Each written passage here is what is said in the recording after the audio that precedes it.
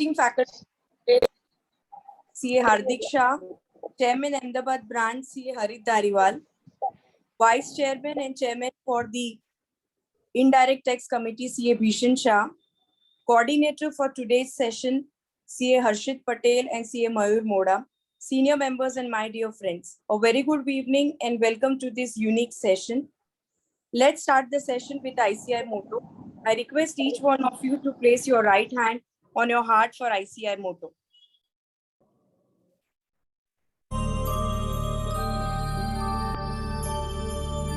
Yaesha supteshu jagrati, Yaesha supteshu jagrati,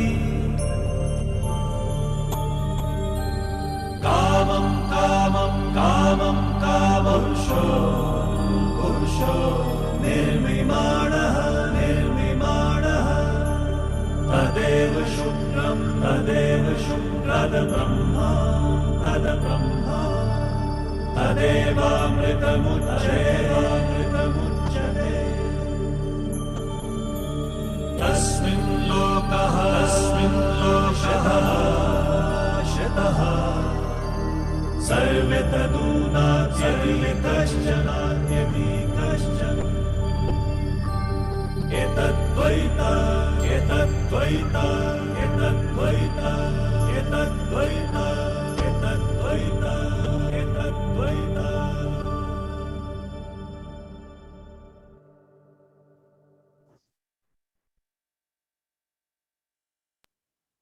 Welcome back.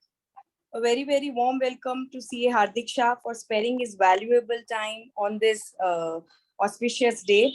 So let's start the session. I would request CA Harit Dariwal, the chairman of Ahmedabad branch, to give his opening remarks.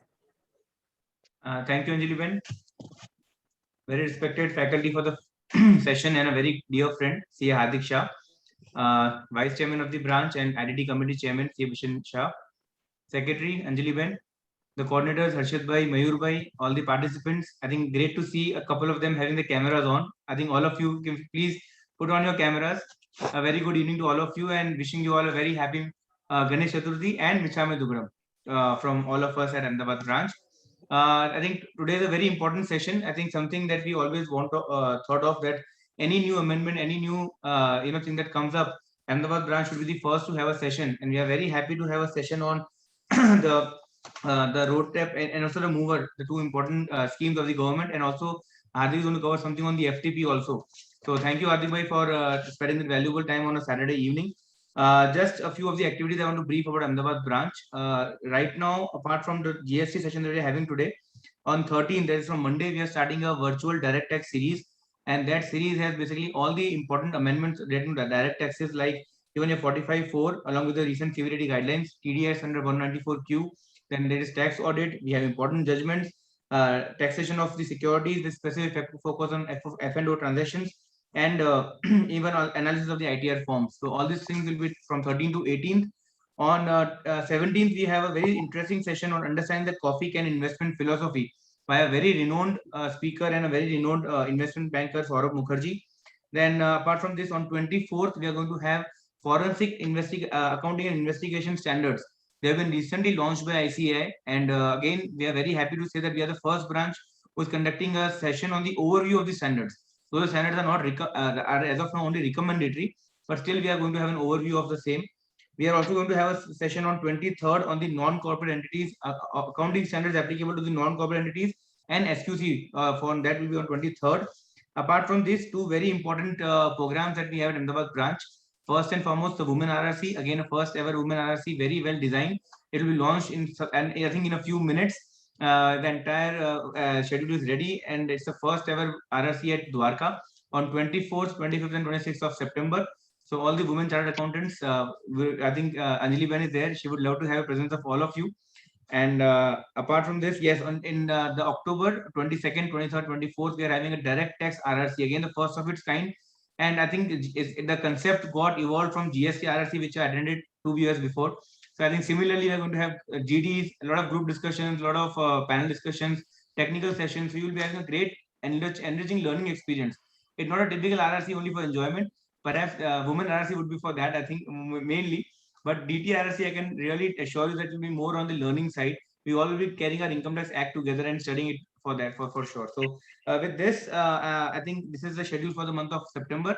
I would like to thank all the committee members for all their hard-earned efforts for the branch. And thank you, Bishan Bhai, for arranging today's session. It was long overdue. And finally, we could see the light of the day. Thank you so much and have a great learning. Thank you, Chairman, for guidance and important updates about Ahmedabad branch. The month of September and October is full of activities. So I request all of you to keep motivating us and participate in all the activities. I welcome all the women chartered accountants to join with Women RRC, as well as to have a learning at amazing location at Bombay. With this, let's start the session. I would request CA Bhushan Shah to take the session ahead. Thank you, Chairman of Ahmedabad branch, CA Hardik Dhariwal, Secretary, CA Anjali Choksi, and today's learned faculty, CA Hardik Shah. Coordinators of the session, CA Mayur Mota and CA Harshit Patel, and all the participants, Michhami Dukadam and Ganesh Mahotsav ki Shubhkamnaएं. Because we are going to learn so many things in these 10 days, and I wish Ganesha gives us wisdom and learning so we can evolve. We blessed with Ganesh Mahotsav, and I guess Green Ganesha, which has been done by Ahmedabad branch. We all took participation in that. And so far as the RoDTEP is concerned, yesterday or day before yesterday, I had seen one WhatsApp clip, and in that Pakistani newsreader was taking interview on formula race, and she was not knowing anything. She said कि भाई formula car है तो उसमें कितने passenger होंगे, 2-3 होते हैं, formula आपने नई formula ढूंढी है, and you know everything was like that. I guess RoDTEP and MOAR is the same for all of us because we do not know anything about this. But with the help of Hardik Bhai, I am very much sure that we all will learn and able to grab the opportunity which is knocking our door.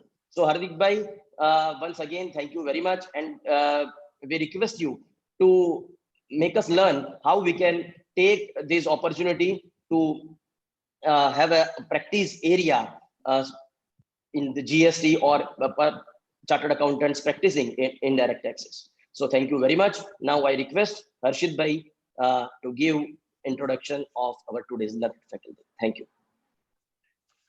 Thank you, Bishan Bhai. It's been great pleasure to introduce today's faculty, Hardik Shah.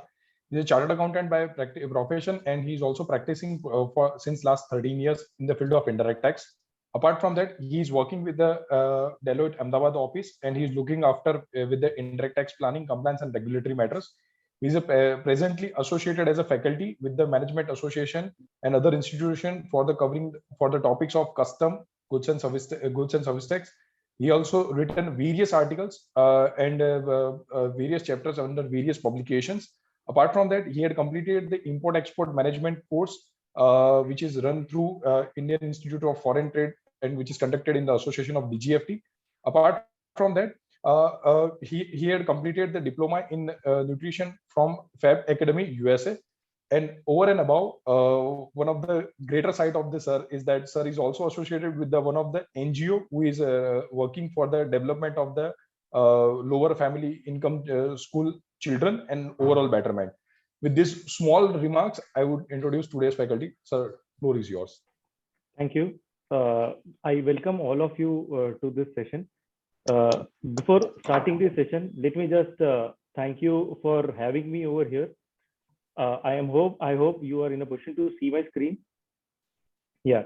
So the topic for today is RoDTEP. But before starting that topic, I would like to thank CA Hardik Dhariwal, Chairman Ahmedabad branch, Bishan Shah, Vice President and IGT Committee Head Chairperson, and Miss Anjali Choksi, Secretary of Ahmedabad branch, and all other coordinators and my esteemed colleagues who are present in this present discussion.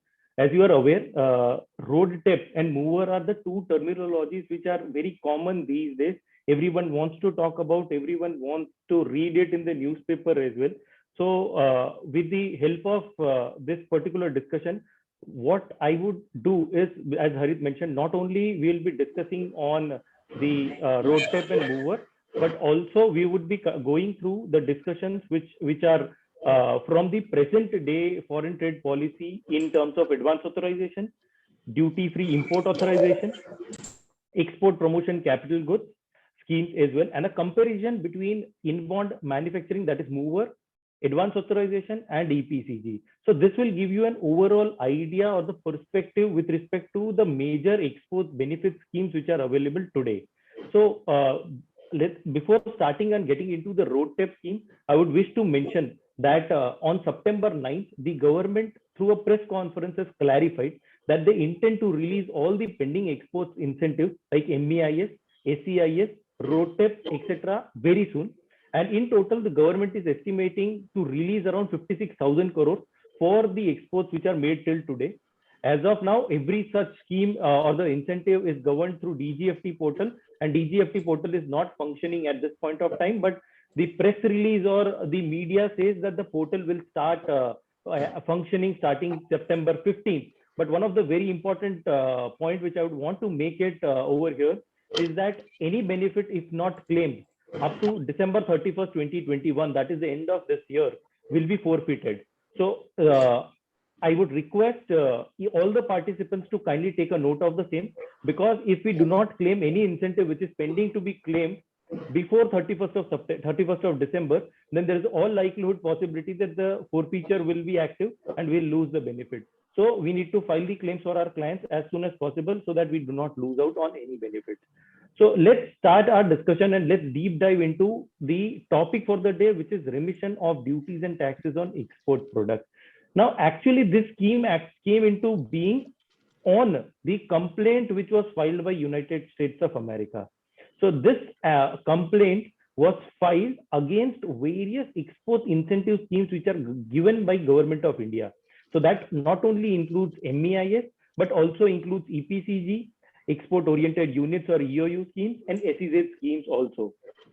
And after this particular complaint, which was filed at the behest of United States and all other developed countries, they argued the fact that export subsidies like MEIS scheme given by Government of India is practically an undue benefit to Indian exporter, and it is against the WTO's subsidies and countervailing measure agreement. So consequently, at the time when the complaint was filed and the matter was adjudicated, India lost the case at WTO. And the ruling was given in the favor of United States and all other developed nations. Though India had filed an appeal against the said ruling, the government was knowing the fact that they will be required to change the mechanics of the scheme. And hence, irrespective of what will happen at the appellate forum, India decided to stop the MEIS scheme and come up with a new WTO compliant scheme to help the Indian exporter. Hence, the finance minister in her budget on 1st of February 2020, that is Union budget of 2020, had announced that the scheme for remission of duties and taxes would be introduced, and consequently, the Union Cabinet met and approved the scheme of RoDTEP on 13th of March 2020, and it became active starting this calendar year, that is 1st of January 2021, and is expected to remain valid up to 5 years, that is up to the calendar year of 2025. But before the introduction of the RoDTEP scheme, government for textile garments and made-up have brought RoSCTL, the rebate of state and central taxes and levies scheme, which was covering only the garments and made-up. And the government was actually waiting that is there any objection which United States and other developed countries are going to file it or not. And from 2019, so the scheme came in 2019. From 2019 to, let us say, later part of last calendar year, there was no complaint which the government saw. So the government decided that why can't we create similar scheme on the same lines of RoSCTL, and that's how the origination of the RoDTEP scheme was there. let me take you through the schemes which were there, post-export schemes which were there for almost 2.5 decades. So we'll start with the DEPB scheme, which came into existence somewhere in April 1997, and was a part of the entire export incentives which the government used to offer up to September 2011. And DEPB got abolished at the time when the new foreign trade policy for the year 2009 to 2014 came in UPA 2, which had broken DEPB practically into 5 different schemes. So focus product scheme, focus market scheme, market link focus product scheme, agri infrastructure incentive, and VKGUI. The objective of all these schemes put together, including DEPB, was to incentivize on the exports in case you are suffering any duty of customs on your procurements. So DEPB, as well as all these schemes put together, used to incentivize while you are doing an export. All these schemes put together are a kind of a subsidy scheme only, because the manner of computation or the manner of derivation of all these incentives put together is dependent on the fact that the benefit is predominantly on FOB value of your exports. Then in 2015, when the NDA government came in, the foreign trade policy of 2015 to 2020 got introduced, and all the 5 schemes put together, which you can see in blue in your screen, right? Focus market, focus product, marketing focus product, and all of the schemes got combined for the purpose of goods into one scheme called MEIS scheme, Merchandise Export from India scheme.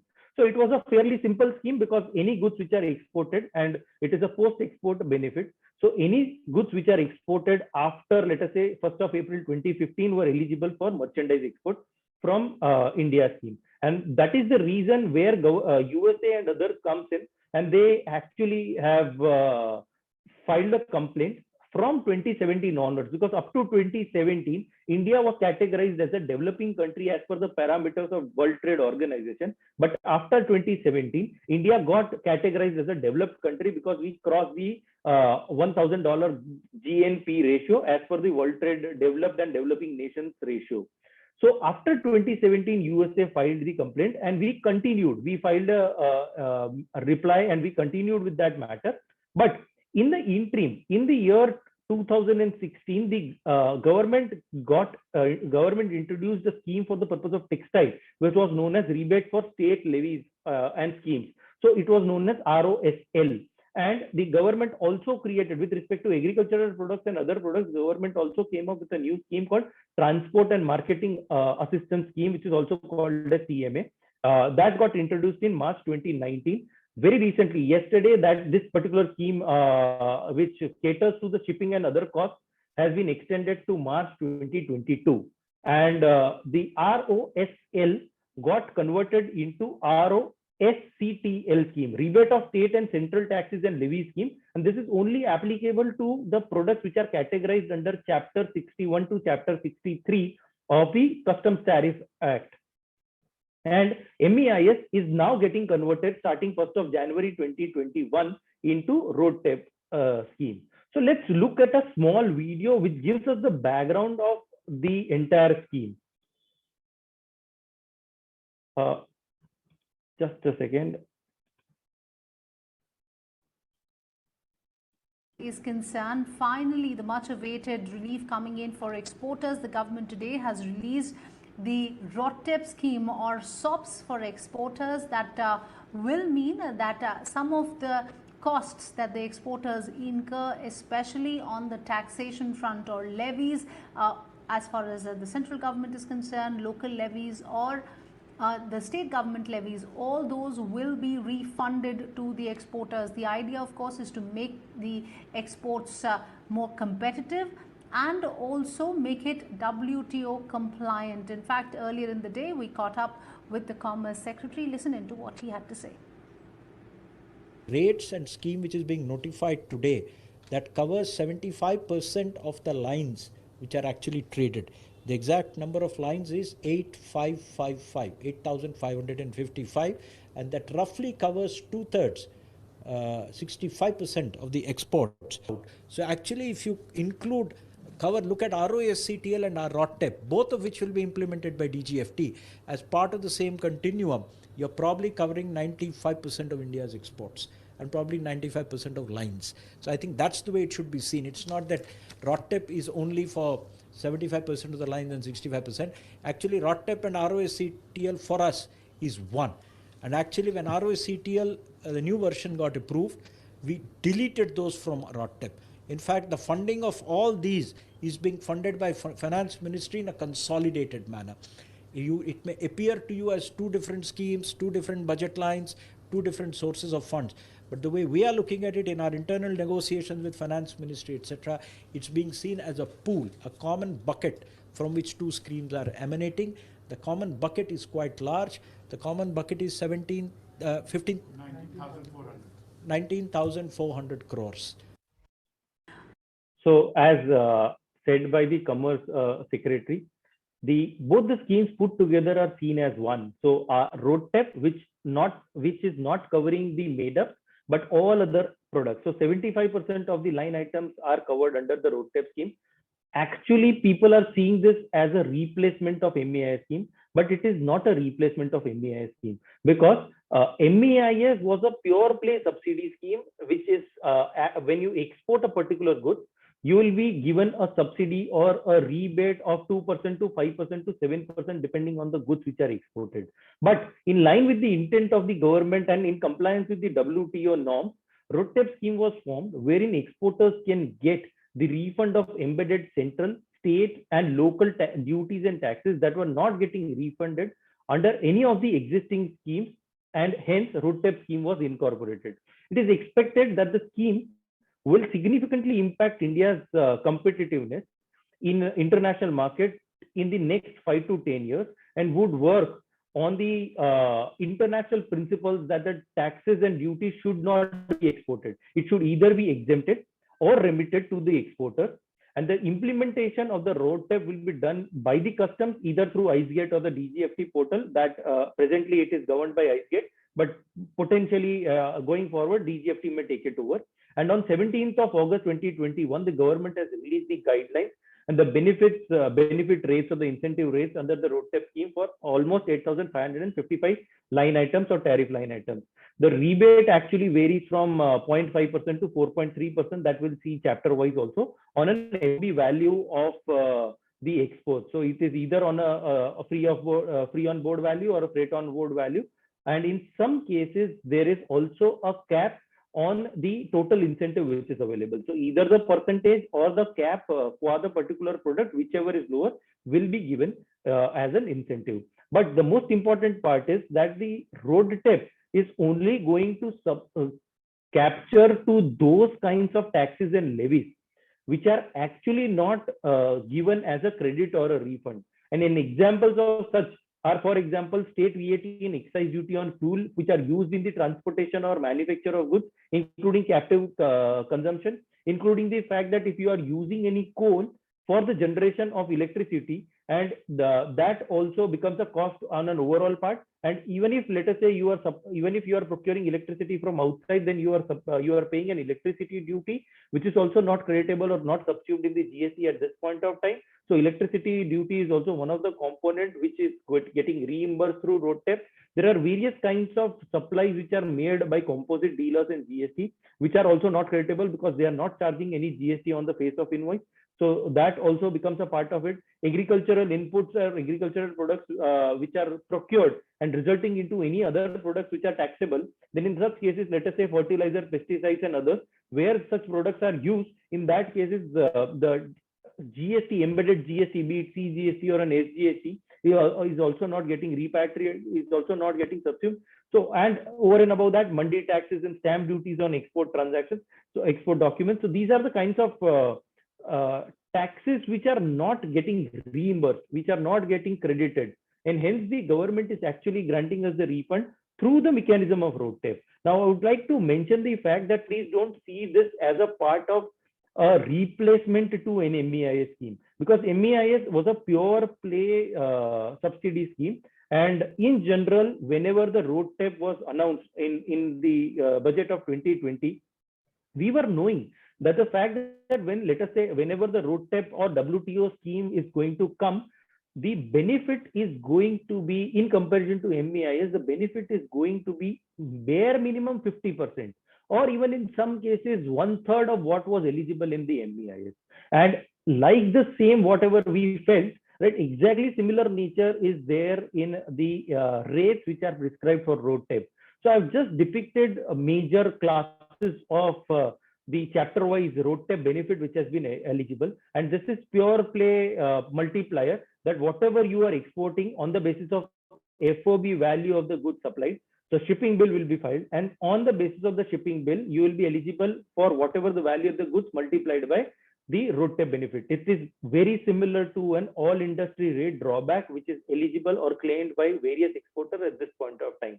So let's look at the benefit on a case to case basis. So chapter 1 to 2, which deals with live animal meat, edible meat and others, there is no RoDTEP benefit which is eligible. The basic reason behind that is most of the goods of chapter 1 and chapter 2 are export restricted. So they are into restricted category and they cannot be exported outside India, and hence even MEIS was not eligible. So in RoDTEP also we were not expecting any great benefit out of that, and hence the benefit is not eligible.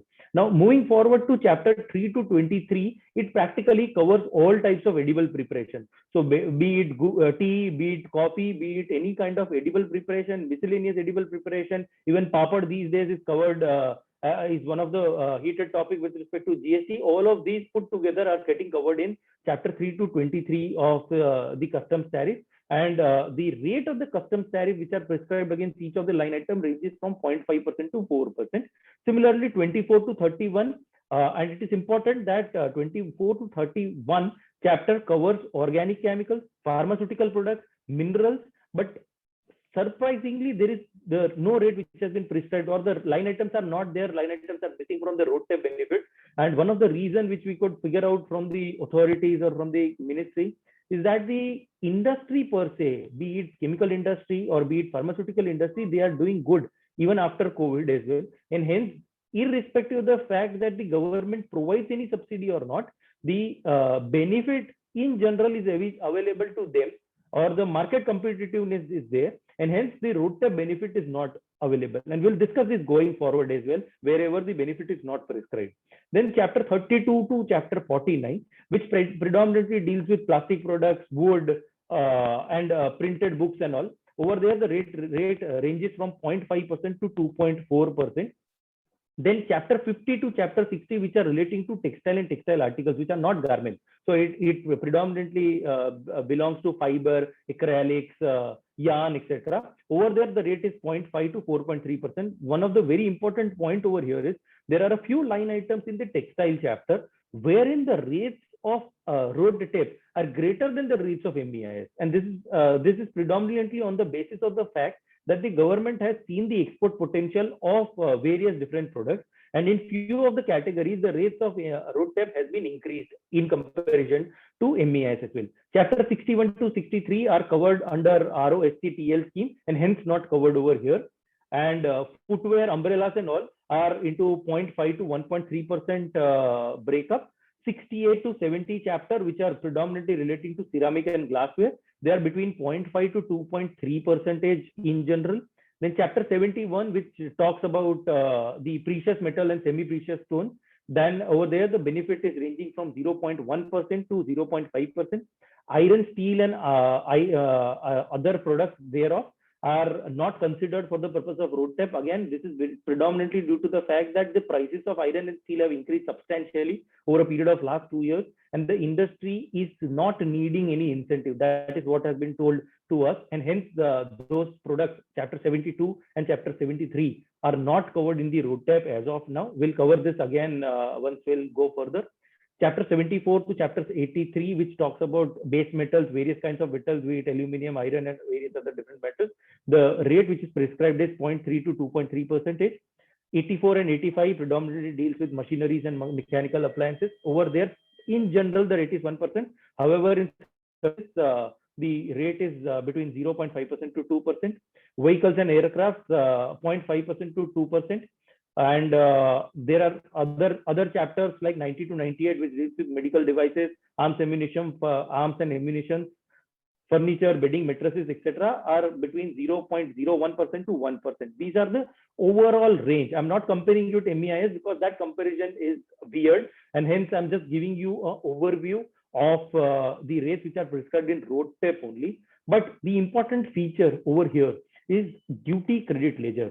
So at the time of introduction of RoDTEP in the Union Budget of 2020, another important announcement which was made in the Customs Act is the introduction of duty credit ledger. Now the government is learning from their past situations.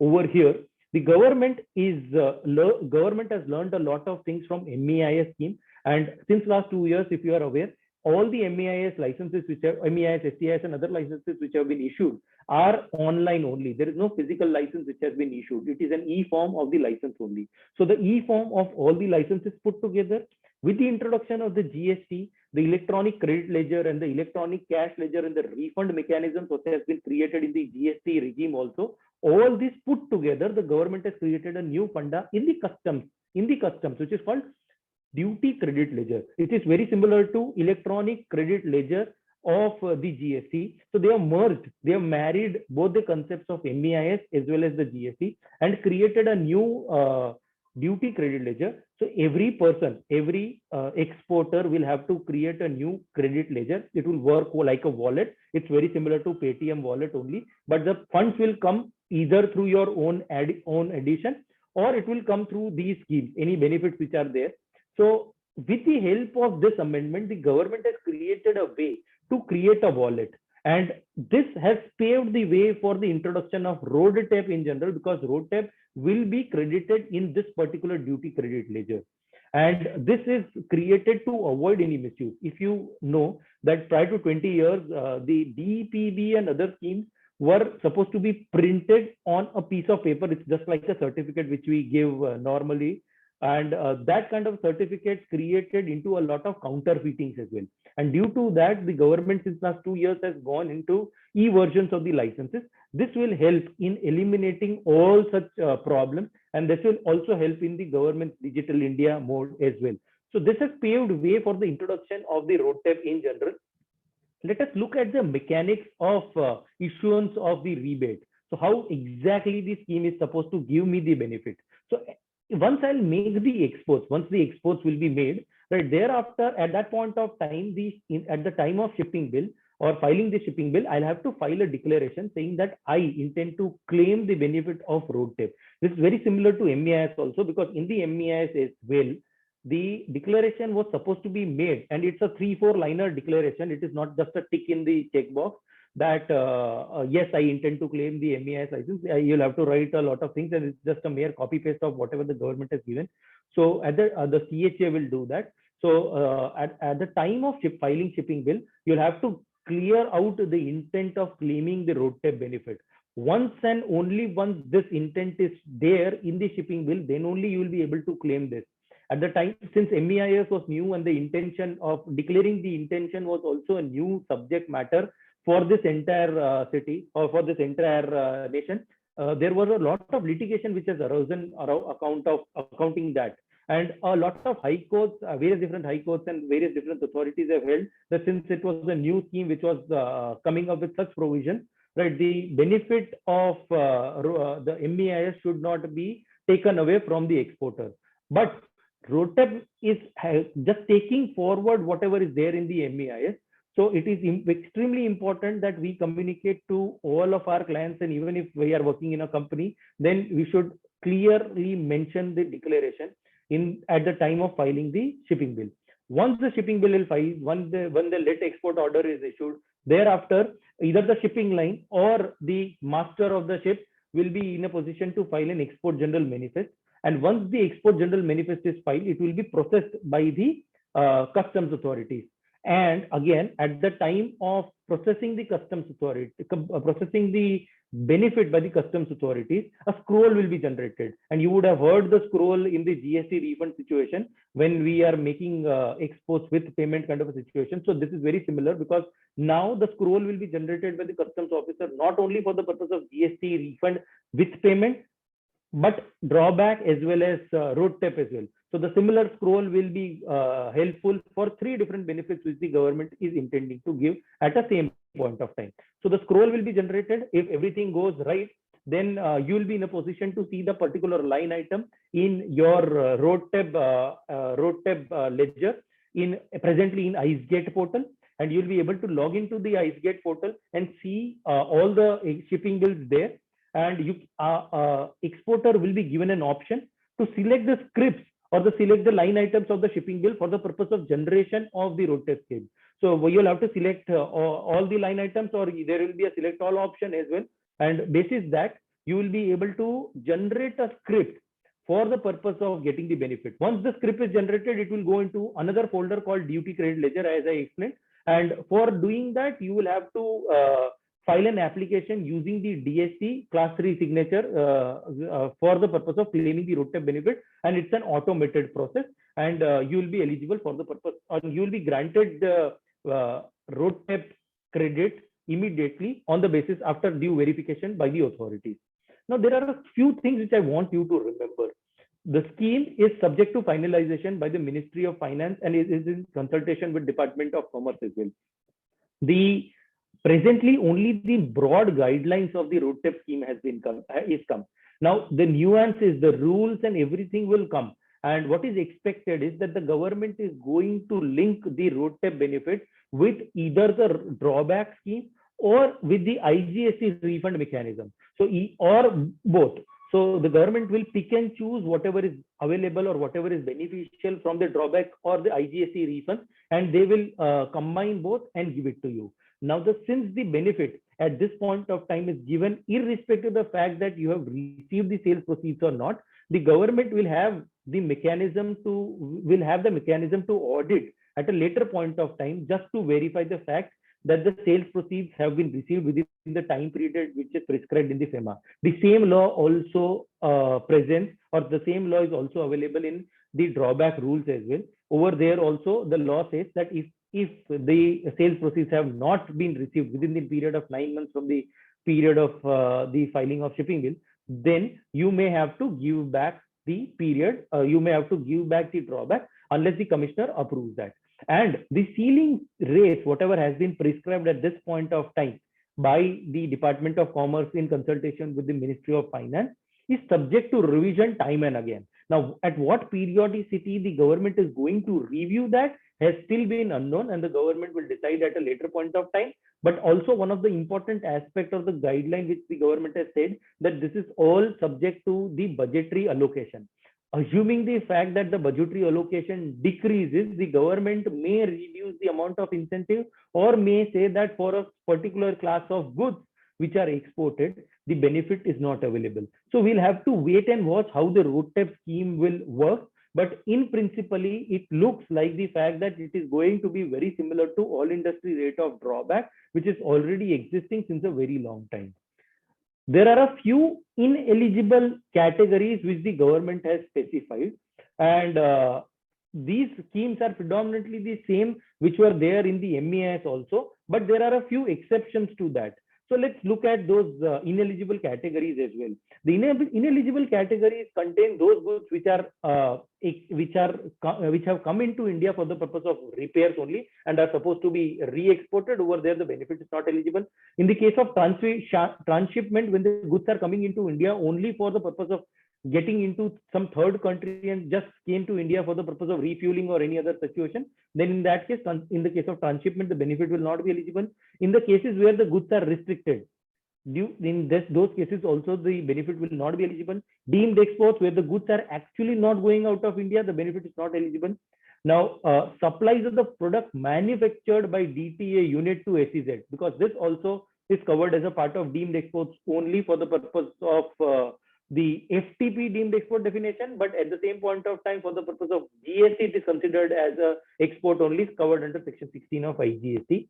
And goods manufactured by EOU, EHTP, and BTP also. So irrespective of the fact that goods are manufactured by EOU, supplied to some DTA, and thereafter exported by that DTA manufacturer or DTA supplier or merchant exporter, in that circumstances also, the benefit of RoDTEP will not be eligible. The most important and the most surprising line item in this particular ineligible category is the category of mover, which is what we are going to discuss next, is the in-bond manufacturing or the bonded manufacturing scheme, which has been introduced by the government in 2019. The upgraded model is introduced by the government in 2019, plus any exports which are made under advance authorization. Those will not be eligible. And if you remember correctly, starting 1st of January, when the scheme was, the press release was announced by the government, at that point of time, even the EPCG was not covered at then. But on 3rd of January, the clarification was issued, and they have specified that the exports under EPCG will be covered for the purpose of benefit. And the benefit of jobbing under that 3297, that if you are importing the goods only for the purpose of doing job work and thereafter exporting back, in that circumstances also the benefit is not eligible. Now I'm surprised per se to see all these restrictions, because of the fact that the purpose of the RoDTEP is to provide the benefit which is for the non-subsumed taxes, which includes Monday tax, stamp duty on exports, the GST which are not subsumed, electricity duty and all. So irrespective of the fact that whether I'm an EOU, whether I'm an SEZ, whether I'm into in-bond manufacturing or any other scheme, all these taxes are still supposed to be borne by me. So what will happen in that circumstances? And various representations have been filed for various different line items of these ineligible categories that the government is considering positively for various different items. But the major concerns can be bifurcated into three main portions. One is uncovered sector. What do I mean by uncovered sector? There are various chapters which I have highlighted in my earlier slide as not available. Those sectors predominantly relate to steel, pharmaceutical, chemical, minerals. Over there, the government has excluded those from the purpose of getting RoDTEP. I'm not considering textile over here because anyways it is getting captured in a different scheme and the benefit is still eligible. Then uncovered scheme. Those schemes are practically advance authorization, EOU, SEZ, and mover or bonded manufacturing. So even if I am into, I am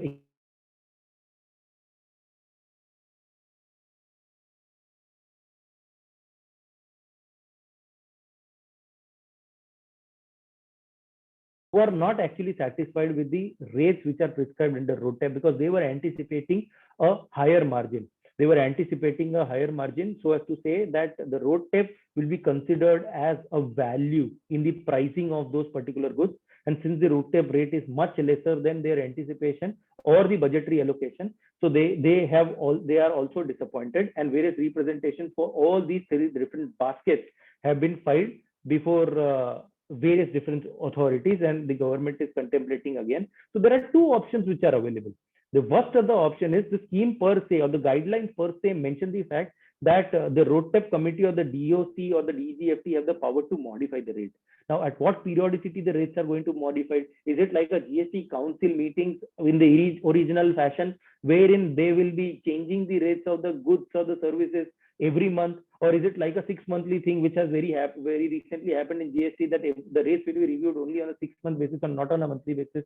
So that periodicity is still unknown, and representations can be filed if, let us say, all the three baskets, if you are fitting into any of the three baskets, then you can certainly file the representation with the Ministry of Commerce, with the Ministry of Finance, with DGFT and the Commerce Ministries, the secretaries and various things, after doing a detailed calculation of the cost which are borne by you. Because it is unlike MEIS where a percentage, fixed percentage is given. Here you will have to do a computation of all those taxes which are not getting credited or which you are not getting credited in GST or any other law. And then after getting into the detailed calculation, the representation is supposed to be filed with the Ministry of Commerce also. So this covers the overall basket of the RoDTEP discussion, which I wanted to have it over here. Now I would want to move this discussion forward to the new scheme called Manufacture and Other Operations in Warehouse Regulation. It is also known as mover, and in the world it is known as bonded manufacturing. or inbound manufacturing. This scheme is not unique to India. This scheme is there across various countries in the world because this is a WTO compliant scheme. This scheme, bonded manufacturing, was there in India right from 1969, but from 1969 up till 2019, this particular scheme was applicable only with respect to re-stickering, repricing, or putting a new sticker on whatever the goods have been imported. But in 2019, a new regulation was created called Manufacturing and Other Operations in Warehouse Regulation 2019 number 2 version of this, wherein the government has said that any premise for the purpose of manufacture or doing any other operations which is in relation to manufacture. There is no definition of the terminology called other operations, but it should be in relation to the manufacturing activity only. So even if you are doing a job work which results into a manufacture or some sort of a processing, then also you will be eligible for the purpose of this scheme, though there is no clear benefit which has been given. Then you will have to opt for 2 registrations from the government. One is for the purpose of taking the registration as warehouse, to set up as custom bonded warehouse. And the second is to operate or manufacture in a custom bonded warehouse. So the government in 2019 came up with a renewed version of mover scheme, wherein they have moved from re-stickering or refixation of prices to manufacturing and other operations. And this has created an expanded scope of the entire situation. This scheme, mind you, this scheme is only and only from the perspective of customs. This do not deal with anything else. So only the benefit with respect to import duties, and by the term import duties, I mean all sorts of import duty, whether it is basic customs duty, social welfare cess, any kind of GST, IGST if levied, or any kind of safeguard, anti-dumping duty, or any kind of duty or cesses which are levied. So this basically deals with whatever duty I am supposed to pay at the time of filing the bill of entry and consequential effect thereafter. So let's look at a short video which has been given by Invest India, which basically talks about an overview of the scheme.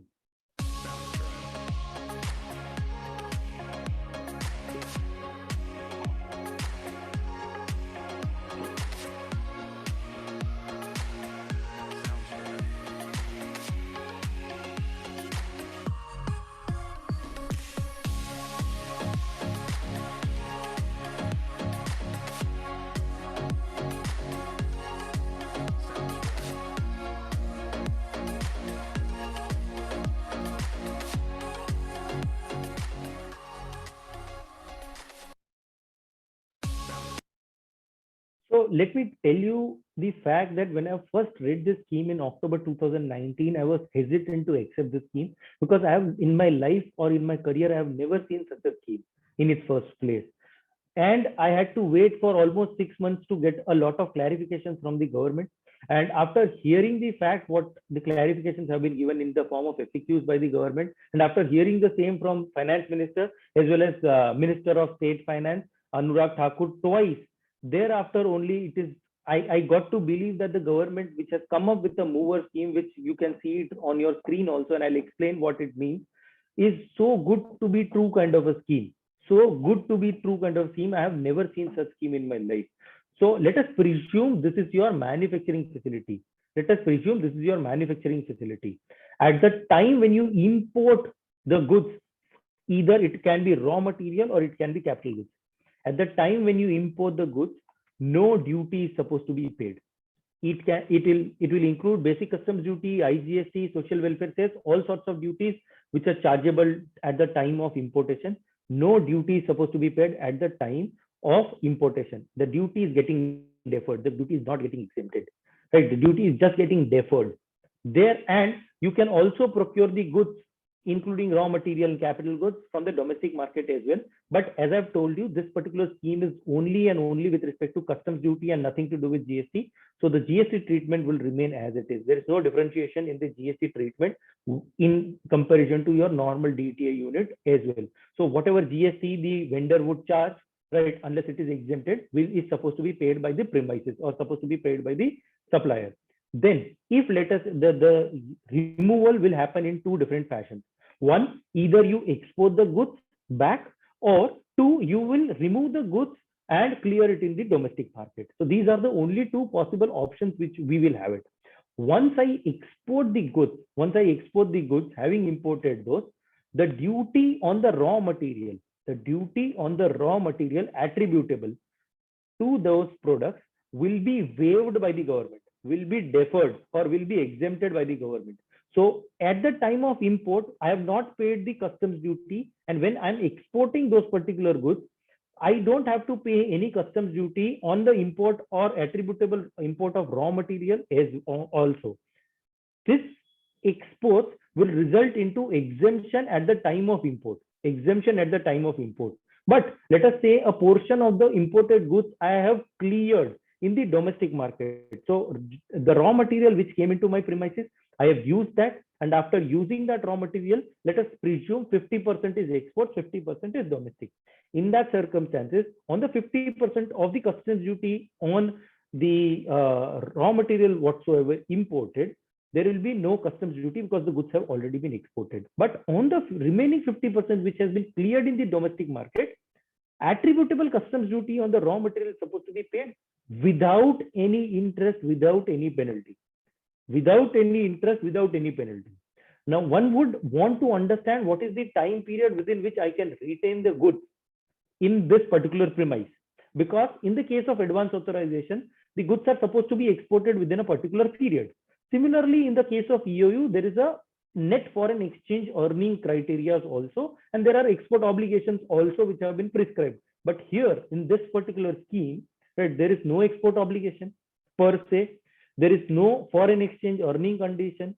So irrespective of the fact that 100% of your supplies are going to be domestic, irrespective of the fact that 100% of your supplies after import is going to be domestic, you will be able to save the working capital on the customs duty till the time period of your manufacturing cycle.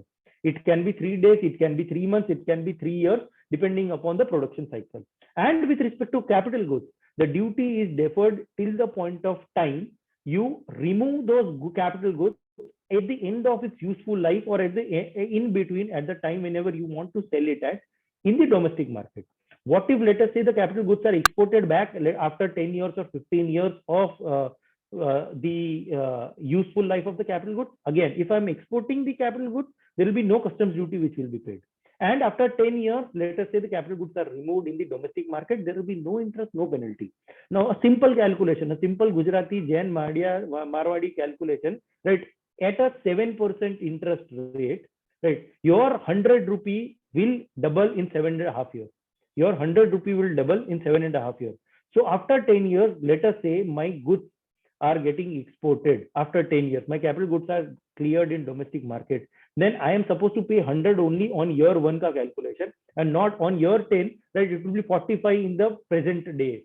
So if I'll do a time value of that particular 100 rupees, I am supposed to pay only 45 rupees and not 100 rupees. This is just a calculation on the simple time value of money concept, but you will be benefited and you don't have to pay any interest and penalty. So irrespective of the fact that 100% is your 100% is domestic supplies, plus with respect to capital goods also, you don't have to pay any interest or penalty after useful life, before or after, no export obligation, no foreign currency requirement. So this is too good to be true kind of a scheme, and hence it is unbelievable that the government is coming with such a scheme. But there is a possibility, and there are whispers which are going on in the market, that EOU scheme, because now the EOU scheme is redundant. Practically, it covers only the basic customs duty up to March 2022. It also covers the IGST, which is supposed to be paid at the time of import also.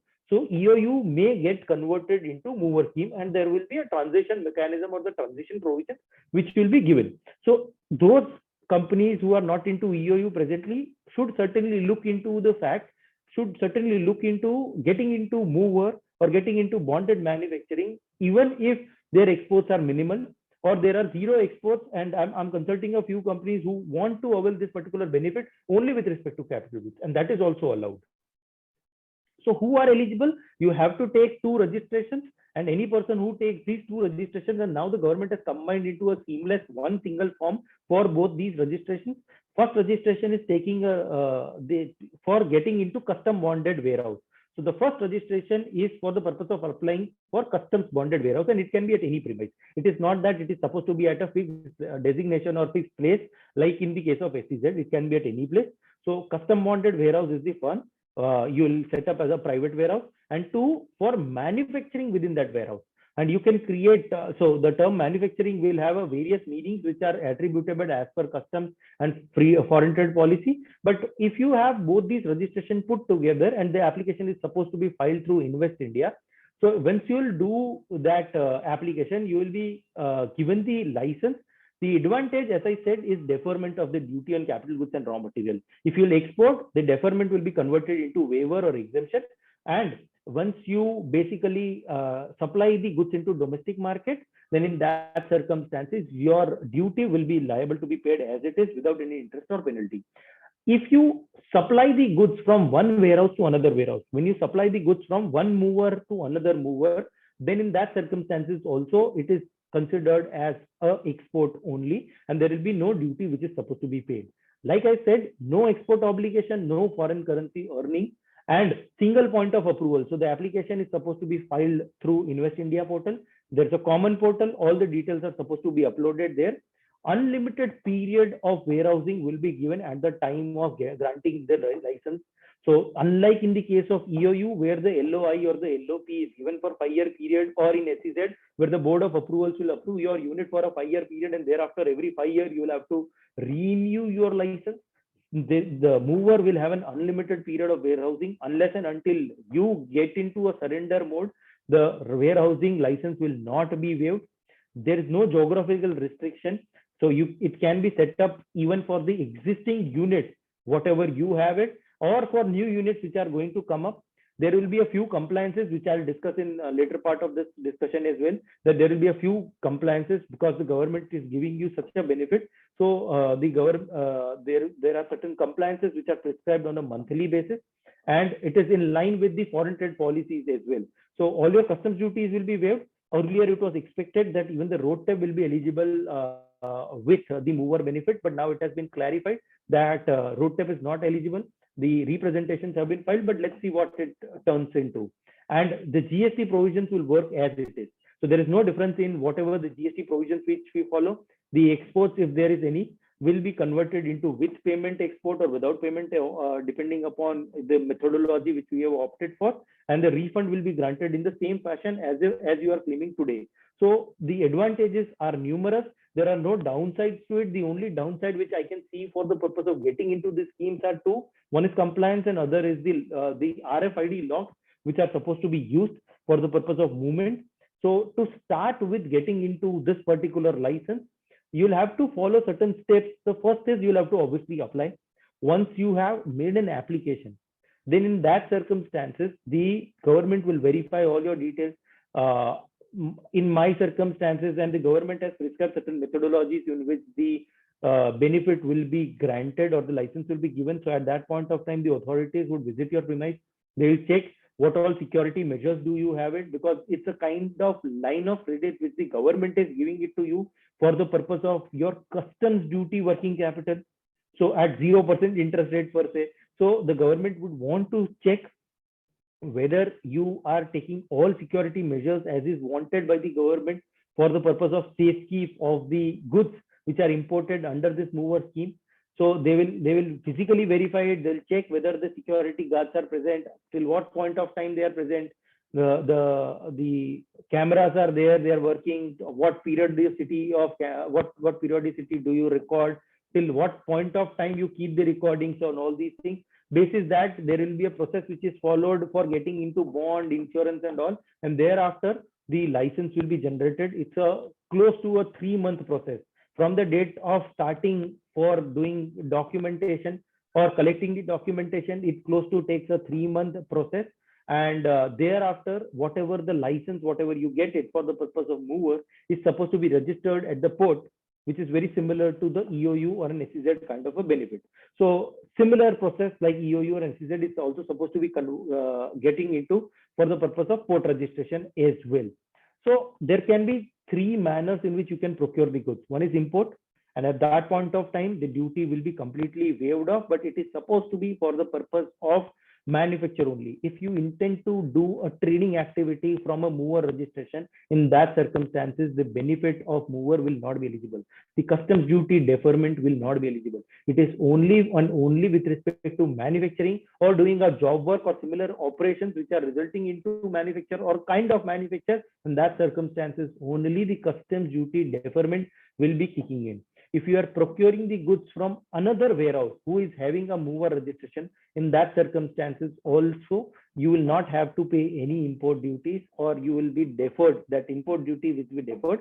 And if you are procuring, let us say, any goods, capital goods or raw materials from domestic supplier, then at that point of time, the duty, whatever the GST is supposed to be paid, the vendor will charge and you will claim that. And depending on your exports or domestic supplies, the GST credit is supposed to be used. So these are the modes of procurement, which is common to all types of circumstances. And for the purpose of removal of the goods, there can be again three mechanisms. One is home consumption, that is DTA supplies. So I'll remove the goods in the domestic market. At that point of time, as I've explained earlier, the customs duty, the applicable customs duty or attributable customs duty on the raw material, whatever has been imported, is supposed to be paid while doing the monthly compliances.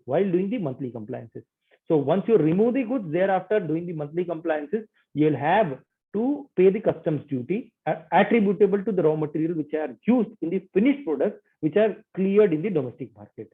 This includes any wastage or any damages which are cleared in the domestic market as well. So if there is any wastage, then in that circumstances, the wastage is also supposed to be attributed to the raw material again. And based on that, the customs duty on those raw material used in the wastage is supposed to be calculated and the duty is supposed to be paid. At the time of exports, you will be filing a shipping bill, and you will be, since you are filing a shipping bill and the goods are getting exported, no customs duty, no import duty is supposed to be paid, and whatever the attributable raw material is there, it will be waived off. And if you are supplying the goods to another warehouse, in that circumstances also, there will be no customs duty which is applicable, which is very similar to procurement. So on one hand, you are procuring, the other hand, somebody is supplying. So there is nothing which is supposed to be paid in terms of customs duty. But two things are important again in terms of compliance. One, you will have to keep a clear record of whatever raw material is coming into in the form of deferment of duty. Because the government is, since they are relying on to you, and they are giving you a practical line of credit for the purpose of the benefit in terms of duty deferment, the government is asking you to create an exhaustive record of the imports, whatever you have done it, and all the imports which are getting converted into finished product, either supplied as domestic, either supplied as export, is supposed to be kept track of. And that track on a monthly basis is supposed to be reported. Through a common portal. So that is supposed to be done. Second important aspect over and above the monthly compliance is the fact that when the goods are moving from, let us say, port to your premises, or your premises to port, or your premises to another mover registered premise, or vice versa, in that circumstances, a one-time RFID lock is supposed to be used. As on today, what I understand is that this particular lock is costing around 250 rupees per lock. And going forward, the DGFT or the customs authorities are going to make this even applicable for normal domestic transactions as well. And since economies of scale will kick in, the lock prices from 250 is supposed to get down to 10 rupees over a period of 10 years. So in that circumstances, this, though it is a one-time cost which you'll have to estimate depending on the number of transactions which are there, but this is also one of the additional or attributable costs which are there, and you'll have to appoint a warehouse keeper for doing your compliances. This benefit is available or applicable only in the circumstances where the SION, standard input-output norm, is prescribed. In the cases where there is no SION prescribed or no standard input-output norm prescribed, you will not be entitled to this particular benefit. Whether you are following SION or not, that is a separate story. right? But at the same point of time, the benefit is eligible only on the basis of SION norms. So and we'll discuss the SION norms when I'll be discussing the advanced authorization in detail as well.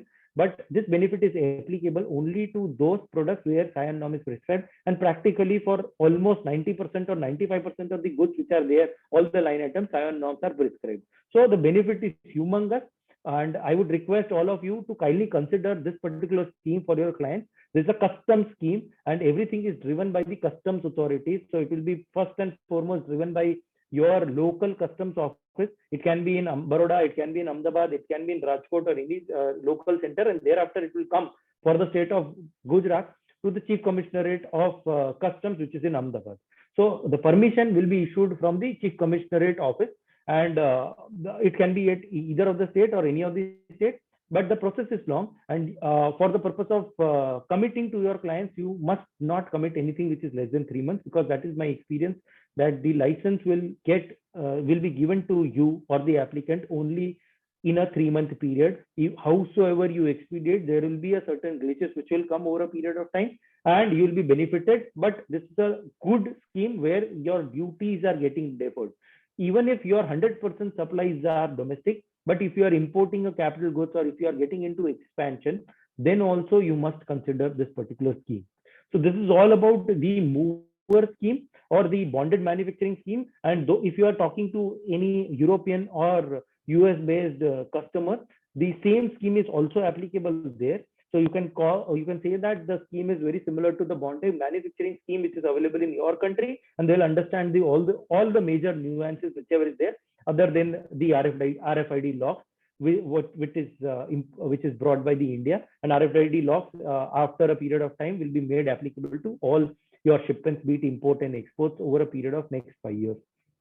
Now, taking this conversation forward to the topics of foreign trade policy for whatever is there presently for the period 2015 to 2020, which has been extended as of today to September 2021. And I'm presuming that this foreign trade policy is getting extended up to March 2022, and there will be a new foreign trade policy starting 1st of April 2022. But let us understand 3 important schemes which are there as a pre-exports benefit in the present day foreign trade policy. One is advanced authorization. Second is DFIA or duty-free import authorization, and the third is export promotion capital goods scheme or EPCG scheme. The first 2 schemes are predominantly for the purpose of importation of raw material for usage in exports, and the third, as the name suggests, it is for the purpose of usage in capital goods. For the purpose of usage in capital goods, which is getting used for the purpose of generating the finished products, which will be exported thereafter. So these 2 schemes, the initial 2 schemes, are talking about advanced authorization, and DFI are talking about raw material exemptions. The third scheme is EPCG.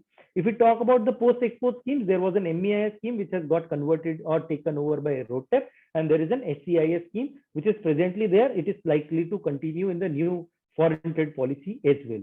So post-export schemes are 2, pre-export schemes are 3. Now that RoDTEP is also included and RoSTLT is also included in the pre-exports benefit again. So let's move and take this discussion forward with respect to what is advanced authorization all about. You may have also heard about this advanced authorization as advanced license, because prior to 2019, the name of this scheme was advanced license. And from 2009, prior to 2009, the name was advanced license. From 2009, the name is advanced authorization. People interchangeably use this as advanced authorization or advanced license as well. Now, advanced authorization is a kind of benefit which the government is giving you before your export, and that's how it is a pre-export scheme. So before your export, you will be in a position to claim the benefit or claim the fact that if you are going to import any raw material for the purpose of usage into export or for the purpose of manufacture into export products, in that circumstances, the government will give you a scrip, SCRIP script. Then that particular script will help you to claim duty-free imports. That particular scheme will help you to claim duty-free imports. And once you'll import that particular product on actual user basis, and I'll explain what is an actual user basis condition as well. But on an actual user basis, you will have to convert yourself only that particular raw material into finished goods, and those finished goods thereafter is supposed to be exported. Now, there are two main mechanisms on the basis of which this particular scheme is issued. One is on a standard input output norm, SION norms, right? SION norms are the norms which are prescribed by the government, which says that if you are supposed to manufacture a particular product, let us say X, then we know as government that for the purpose of manufacturing this X product, these are the 1, 2, 3, 4 raw materials which are required, which I know as an industry practice. So let's take as an example and come back to the same discussion again. This is a SION which is prescribed as I-26 for the purpose of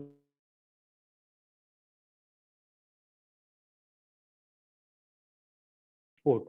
And I've kept it easy for the purpose of your understanding that if, let us say, any exporter intends to export a particular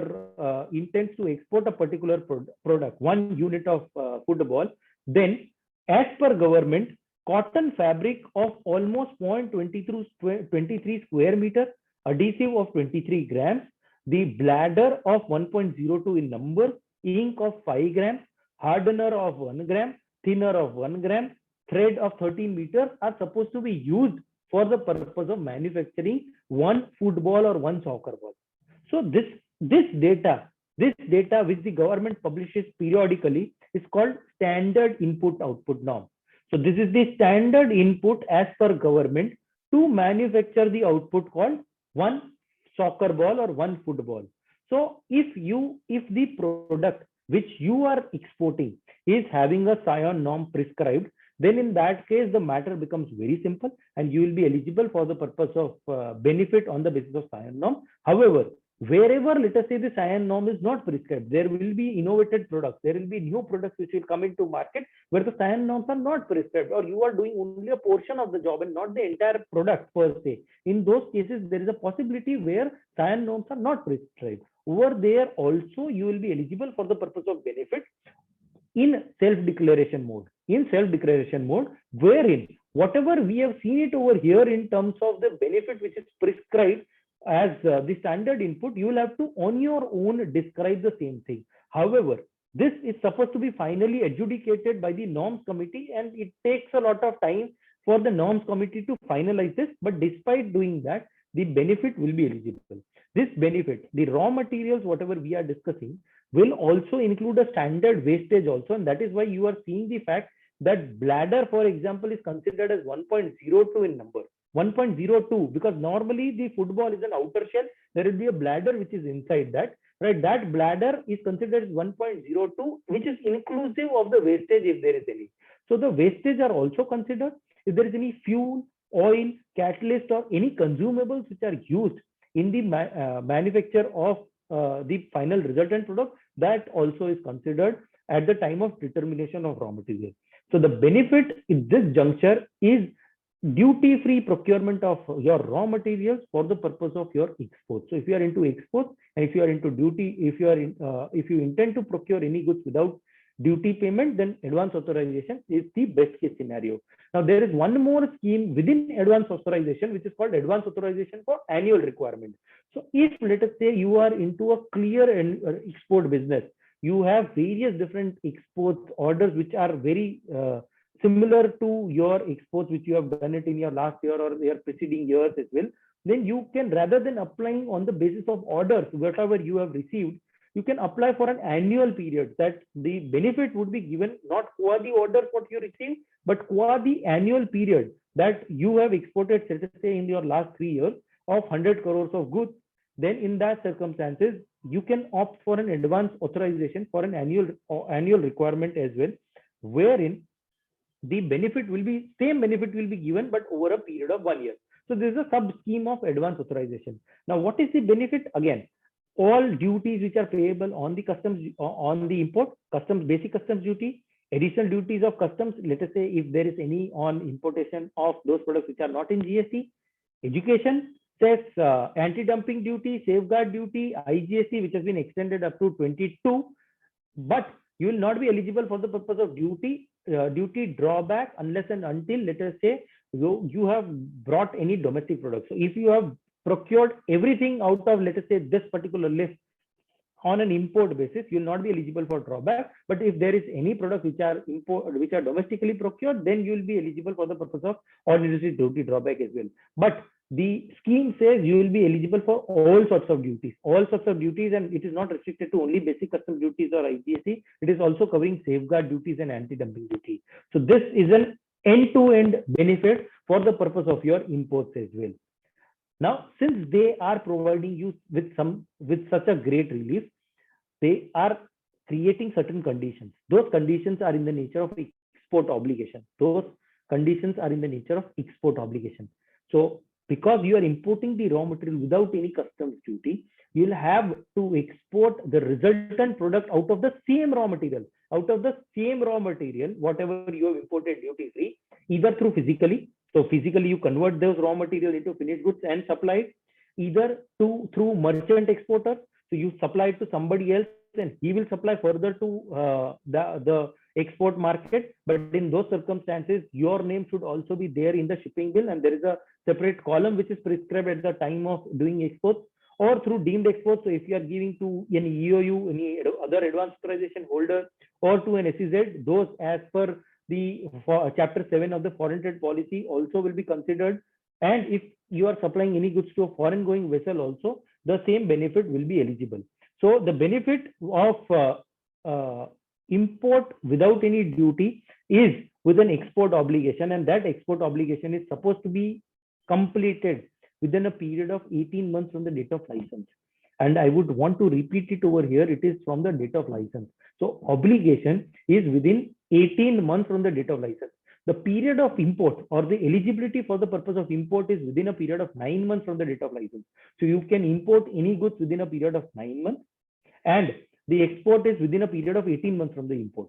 So what if, let us say, in the 9th month from the date of your license you have imported, then in that circumstances, your export obligation period reduces to resultant period of 9 months only, 18 minus 9.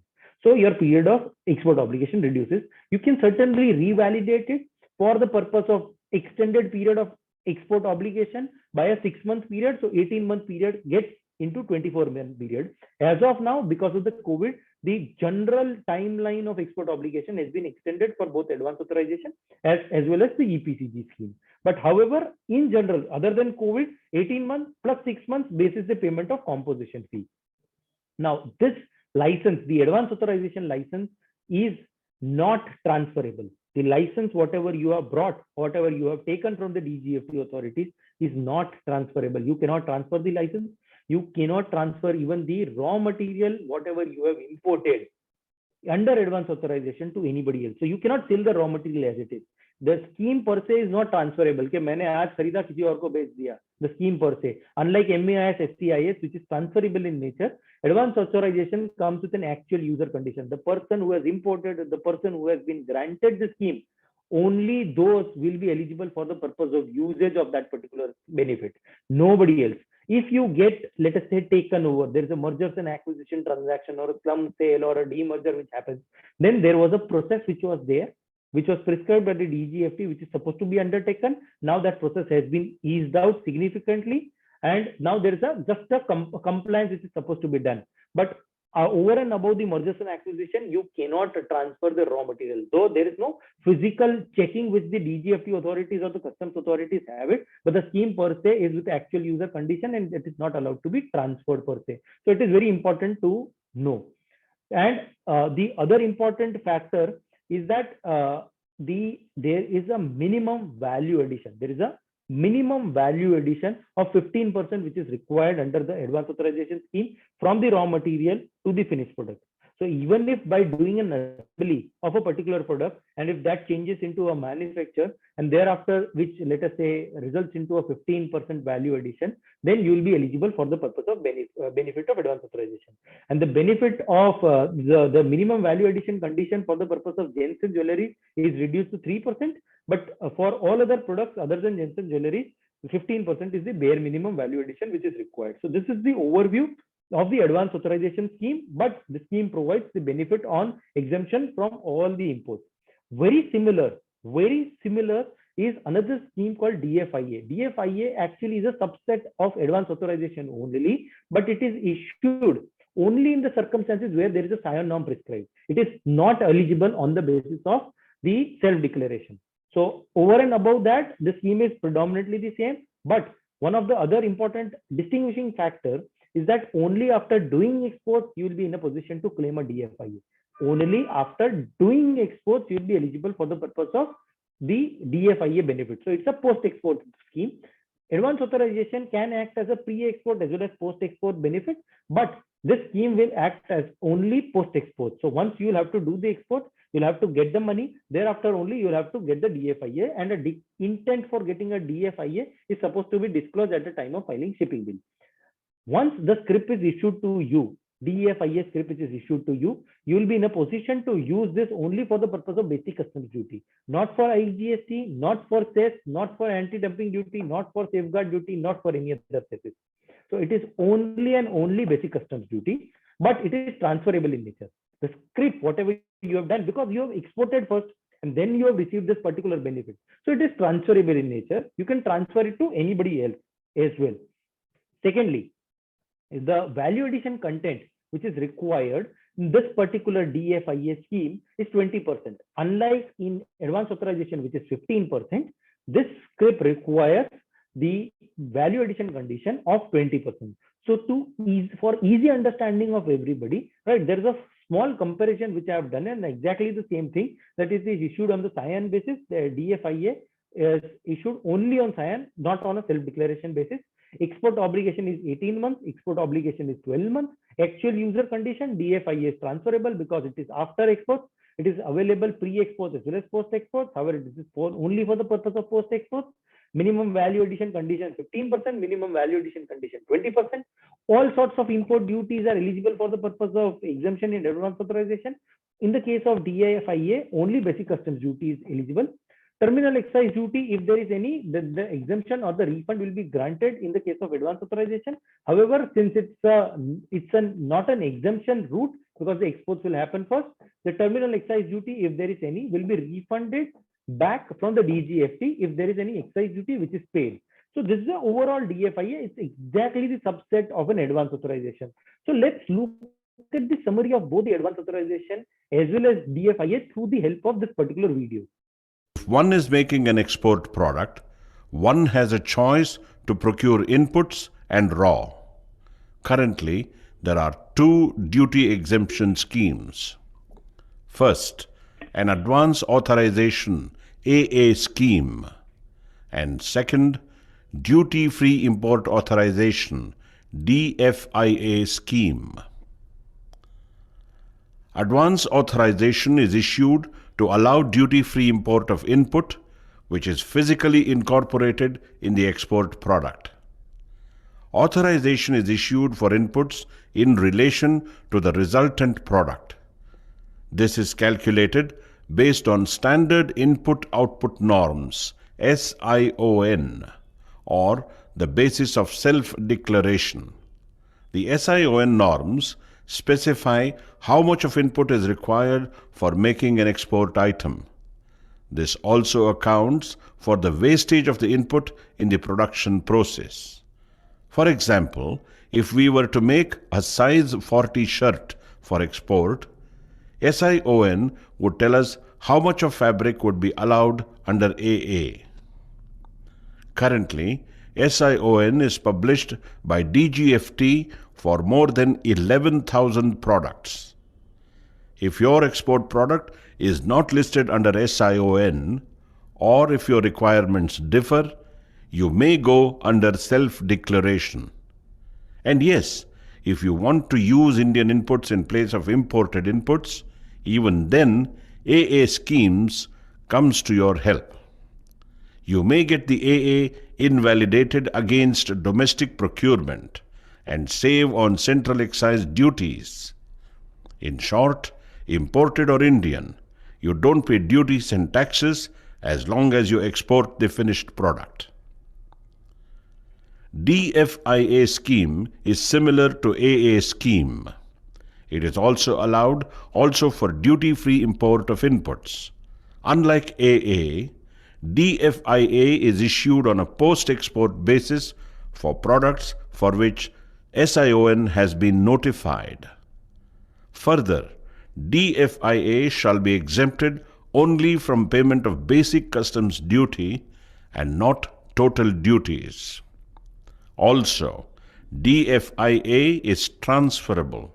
That is, if you don't need those duty-free inputs after the exports, you may transfer your license to a needy friend for money. What is the export obligation under each of the schemes? 1. Under each of the duty exemption schemes, a minimum value addition must be achieved. It means that the final value of the export items should be a percentage value above the value of inputs used. Under AA scheme, minimum value addition of 15% must be achieved in the inputs procured, while under DFIA scheme, the minimum value addition is 20%. For example, if the inputs used AA are of $100, the final product must be sold for at least $115 under AA and $120 under DFIA. 2. Further, under each of the schemes, the exports must be made and the proof of exports must be furnished within a given obligation period. This period is 18 months under the AA scheme and 12 months under the DFIA scheme.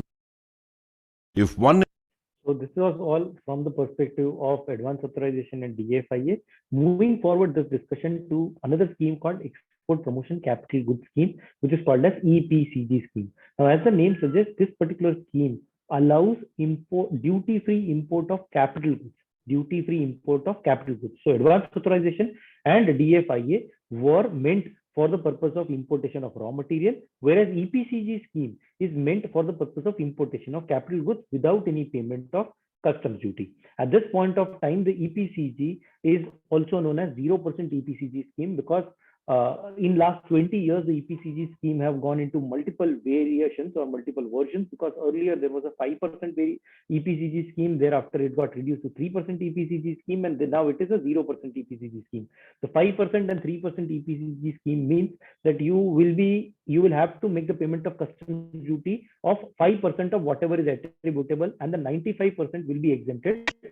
And in the case of 3%, you'll have to pay 3% of the customs duty and 97% will be exempted.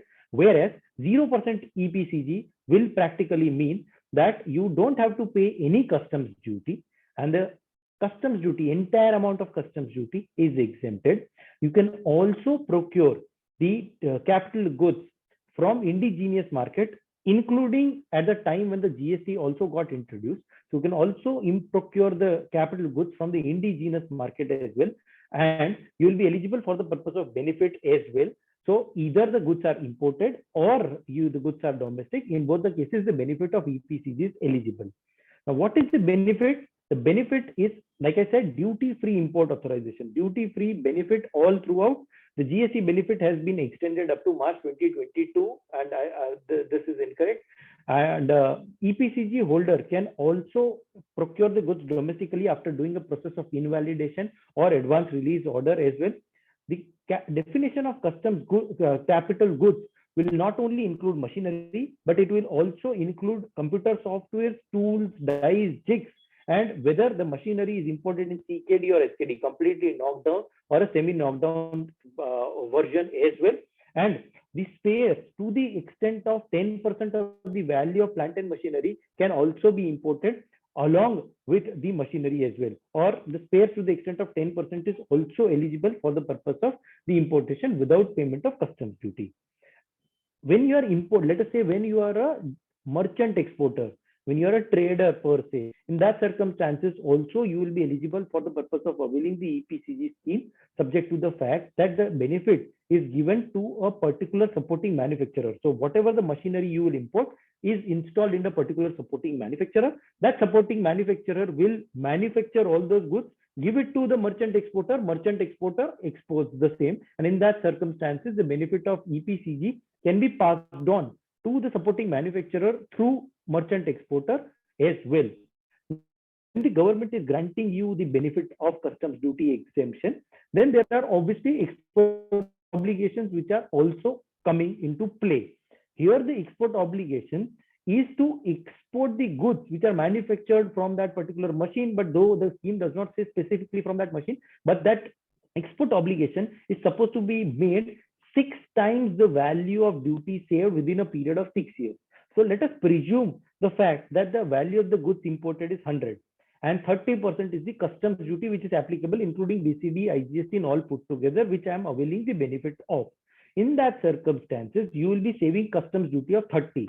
Now that 30, the export obligation will be 6 times of the 30, which is 180, which is supposed to be exported within a period of 6 years from the date of the license, from the period of license. So 180 is supposed to be exported from the period of license. But what if, let us say, you already have a manufacturing facility and you are already into manufacture, then the government intends you to attribute the exports to this particular new machinery, because whenever you will import a new machinery, right, you should have an incremental export. To come up with this, a notional formula has been created to derive an average export turnover, average export turnover. That average export turnover is basically nothing but a mean of 3 years of your past exports prior to taking the EPCG license. So let us say in year 1, 2 and 3, prior to availing the EPCG benefit, the exports were 90, 100 and 110. I'm making it simple for the purpose of understanding. The 90, 100 and 110 all put together will be 300. 300 divided by 3, because we'll have to take a mean of the last 3 years export turnover, which will come to 100. So over and above 100, if you are doing any exports, irrespective of the machinery, after bringing a new machinery for the EPCG scheme, only that will be considered for the purpose of achieving the export obligation. So let us say after procurement of the machinery, if the exports have increased from 100 to 120, then that 20 only will be considered as an export obligation and not 120. So that's how you will be in a position, or you'll have to calculate the export obligation in a general. And this overall 180, 30 multiplied by 6 in my example is supposed to be bifurcated into 2 blocks, 0 to 4 year 50%, and in the 5th and 6th year 50%. So the government has bifurcated the export obligation period over a period of 6 years into 2 blocks, up to 4 years and 5th and the 6th year, because they are considering the fact that since you are importing a new machinery, you will not be able to achieve all your exports in one go. There may not be in all circumstances a possibility that you will start manufacturing from that machine in first go itself.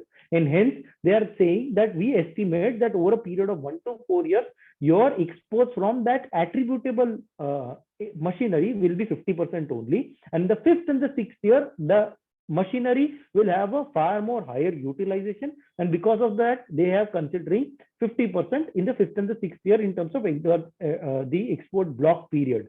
And you are, means as an export EPCG holder, the holder is supposed to ensure that the export obligation is undertaken in this block also. So what if, let's say, I am able to do only 40% in the first block? In that circumstances, there is a procedure which is involved for getting into composition or merging both the blocks put together, and then you'll have to export the resultant 100% in this. There will be a few exporters which will be in the fast track. So let us say I have a lot of exports in my hand, or a lot of export orders in my hand. In that circumstances, what I'll do is I'll quickly start manufacturing from the new machinery which I have brought. Then if I am in a position to export my 75% of my obligation up to 4 years, then the 100% of the obligation will get converted into 75% and the 25% will be waived off. So if I am a fast track exporter, then there will be a benefit of 25% if I am in a position to export within a period of 4 years. This license and the capital goods which are imported under EPCG license are with actual user condition. And since it is with an actual user condition, neither the license nor the capital goods is supposed to be exported unless and until the export obligation is completed and you get a EODC certificate, export obligation discharge certificate from the DGFT authorities. Unless and until you get this certificate from the government officials or the DGFT officials, you will not be able to transfer this particular license or the goods which are imported under this particular license to somebody else, or you will not be able to sell it. The import criteria, the import is allowed within a period of 18 months from the date of scrip. 18 months from the date of scrip. So the period of export obligation is 6 months from the date of license, and everything, advance authorization, DFIA as well as EPCG, is from the date of license and not from the date when you have imported. That must be, means every user, every importer, every license holder must keep this in mind, that the scheme is not from the date of import, it is from the date of issuance of the scrip. And the obligations and everything will start from that day. If you have not imported anything, there is zero obligation. But if you are in a position, if you are only in a position to do a portion of that, then you will be asked or you will be told to complete that, or residual obligation, whatever you could not do an attributable raw material, then in that circumstances, the customs duty is supposed to be paid. But when I import that particular goods and I'm installing that particular capital goods, then the installation certificate is also supposed to be given. Earlier, only the excise officer was allowed to give that installation certificate, but now it has been converted into either a self-certification or a certificate which is obtained from a chartered engineer as well. Bank guarantee or bonds are also required to be furnished, because the government is giving you a 30% on the value of capital goods, and usually the value of capital goods would be far more larger. So bank guarantee or bond, depending on your export performance in the past period, you will have to prove. Bond is nothing but just a piece of paper on the stamp duty saying that I'll pay the customs duty if in a worst case situation, no exports are made by me, or only limited exports are made by me, and I will make good of those bond.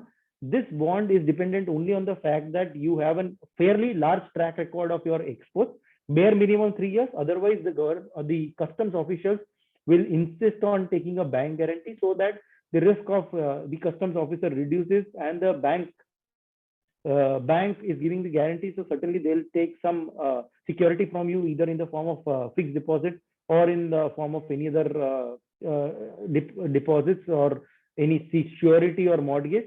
And whatever you have imported under EPCG scheme, including the component of IGST, is not creditable to you. In the case of advance authorization as well as in the case of EPCG, the amount of duty which is attributable as IGST is not creditable. So at one hand, you will be claiming the benefit. On the other hand, you will not be eligible for the purpose of credit. Only the benefit is eligible, not the credit per se. So if we are in a position to fulfill the export obligation, then the process of compliance of clearing this license through the process of export obligation discharge certificate is supposed to be completed. Once we are in a position to do that particular licensing requirement or completion requirement, then we are good to go with respect to selling that machinery also, or even transferring that machinery to somebody else, and we will be out of the export obligation or out of any obligation under the EPCG licenses. So this was all briefly I intended to discuss about the EPCG scheme. Let's look at the summary with the help of the video again. The objective of the EPCG scheme is to help in import or domestic procurement of capital goods like machinery, etc., for producing quality goods and services for exports. The idea here is to enhance India's export competitiveness. The scheme allows for duty-free import of capital goods or exception from duties in case the capital good is procured from a domestic supplier. What goods are eligible? Capital goods, by definition, are any plant, machinery, equipment or accessories required in manufacture or production or for rendering services. Besides capital goods, computer software systems, spares, molds, dies, etc., or catalysts are also allowed. You may refer to paragraph 5.01 of the Foreign Trade Policy for exact details.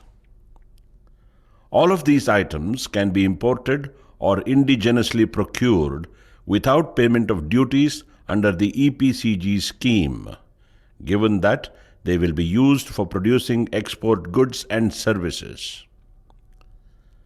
What are the obligations once the capital good is procured?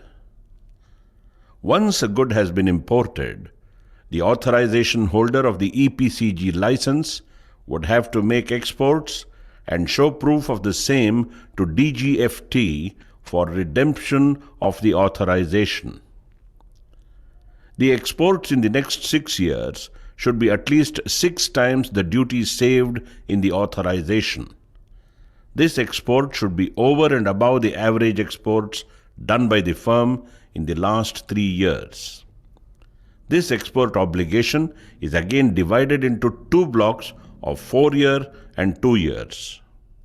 At least 50% of the exports must be done in the first block of 4 years and the remaining in the last 2 years. For example, assume a firm is having an average export of 1 crore in last 3 years. Now, in April 2016, it buys some machinery for 30 lakhs and saves duty of around 10 lakhs under the EPCG scheme. The company must continue to make average exports of 1 crore for the next 6 years, that is, till 2022. Further, it has to make extra exports of 10 lakhs into 6 equal to 60 lakhs in the next 6 years. Period from the date of issue of authorization. Block of 1st to 4th year. Minimum export obligation to be fulfilled, 50%. Block of 5th and 6th year, balance EO. However, if the machine is not imported but brought from a domestic supplier, the export obligation is reduced by 25%. So, now the export obligation is 45 lakhs instead. This reduced export obligation is there to encourage the manufacture of good quality capital goods within India so that we do not have to import them. There are certain other relaxations given for green technology products, units located in the Northeast region, Jammu and Kashmir, etc. So this concludes the discussion with respect to the advance authorization, DFIA and EPCG scheme. But for the purpose of benefit of the forum here, what I have done is done a comparison of the mover, which is bonded manufacturing, with advance authorization and EPCG as well, so that we in one shot we are aware with respect to the fact that what all benefits are in each of the respective schemes. So let us take one by one and let's see one by one. The first is with respect to, let us say, the restrictions. Is there any restriction from a physical location perspective? So in all the 3 cases, be it bonded manufacturing, which is mover, advance authorization, or EPCG, there's no restriction of having the premises at a particular location.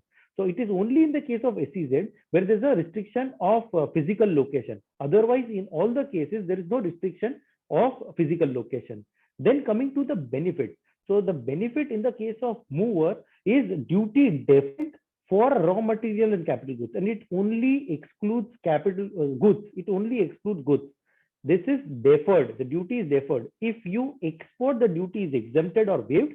But if, let us say, there is a domestic transaction, then the duty is supposed to be paid on the attributable amount of raw material or the capital goods. Whereas in the case of advance authorization, like I've said earlier, the benefit is only on the raw material. So the upfront exemption is on raw material. If, let us say, you have paid the GST, if you have procured the goods from the domestic market, right, you would have paid the GST, that will be refunded by the DGFT authorities. And in the case of EPCG, it is an upfront exemption on import of capital goods. If you have brought the capital goods from domestic market, whatever GST you would have paid, right, that would be refunded back by the DGFT authorities. Then what is the period of duration of import? Now, in the case of mover, since the license does not have any validity per se, it is up to the validity of the license, because it is n number of period, unless and until you surrender that. Right, there is no per se time period which is prescribed, but it's an endless time period wherein you will be in a position to get the benefit of duty deferment. In the advance authorization as well as EPCG, there is a set time limit within which only the import is supposed to be done. After that, there will be no benefit which is prescribed, or you will not be able to import that. There is a mechanism for further extending this period by 2 months in both the cases, in advance authorization and EPCG. However, thereafter, you should ideally opt for a new EPCG or an advance authorization scheme, as the case may be. Then moving to export obligation, because this is very important. Export obligation is not there in mover. It is not there in mover. However, in the case of advance authorization, the exports are supposed to be made. Exports are supposed to be made from the raw materials, whatever has been imported, converted into finished goods. Those goods are supposed to be exported within a period of 18 months. And in EPCG, within a period of 6 years, the export obligation is supposed to be made. Then with respect to export obligation fulfillment, there is as such no condition for the purpose of any additional condition. But in advance authorization, the benefit will only be granted for those raw materials where SION is prescribed or self-declaration is there. And in EPCG, in additional condition, that export obligation is supposed to be fulfilled of the amount of 6 times the value of duty saved. Plus, with respect to foreign currency requirement, that you should earn the foreign currency. Now, in that circumstances, there is no requirement in mover. There is no requirement in mover, irrespective of the fact that you get the foreign currency in for the country or not. You will be eligible for the purpose of benefit. You will be eligible for the purpose of duty deferment benefit. However, both in the case of advance authorization as well as EPCG, the benefit of the requirement of foreign currency is mandatory. The requirement of foreign currency is mandatory. Then, when the government is giving us the benefit in terms of line of credit or upfront exemption, whether the government would want us to have any bond or security, the answer to that is yes, but depends from case to case basis.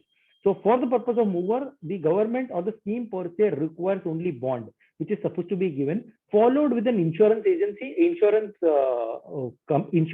of the customs duty saved on the value of the goods so imported. Whereas in the case of advance authorization, depending on advance authorization as well as EPCG, depending on whether you have a track record of exports in the past or not, either bond or the bank guarantee is required to be furnished to the customs officials.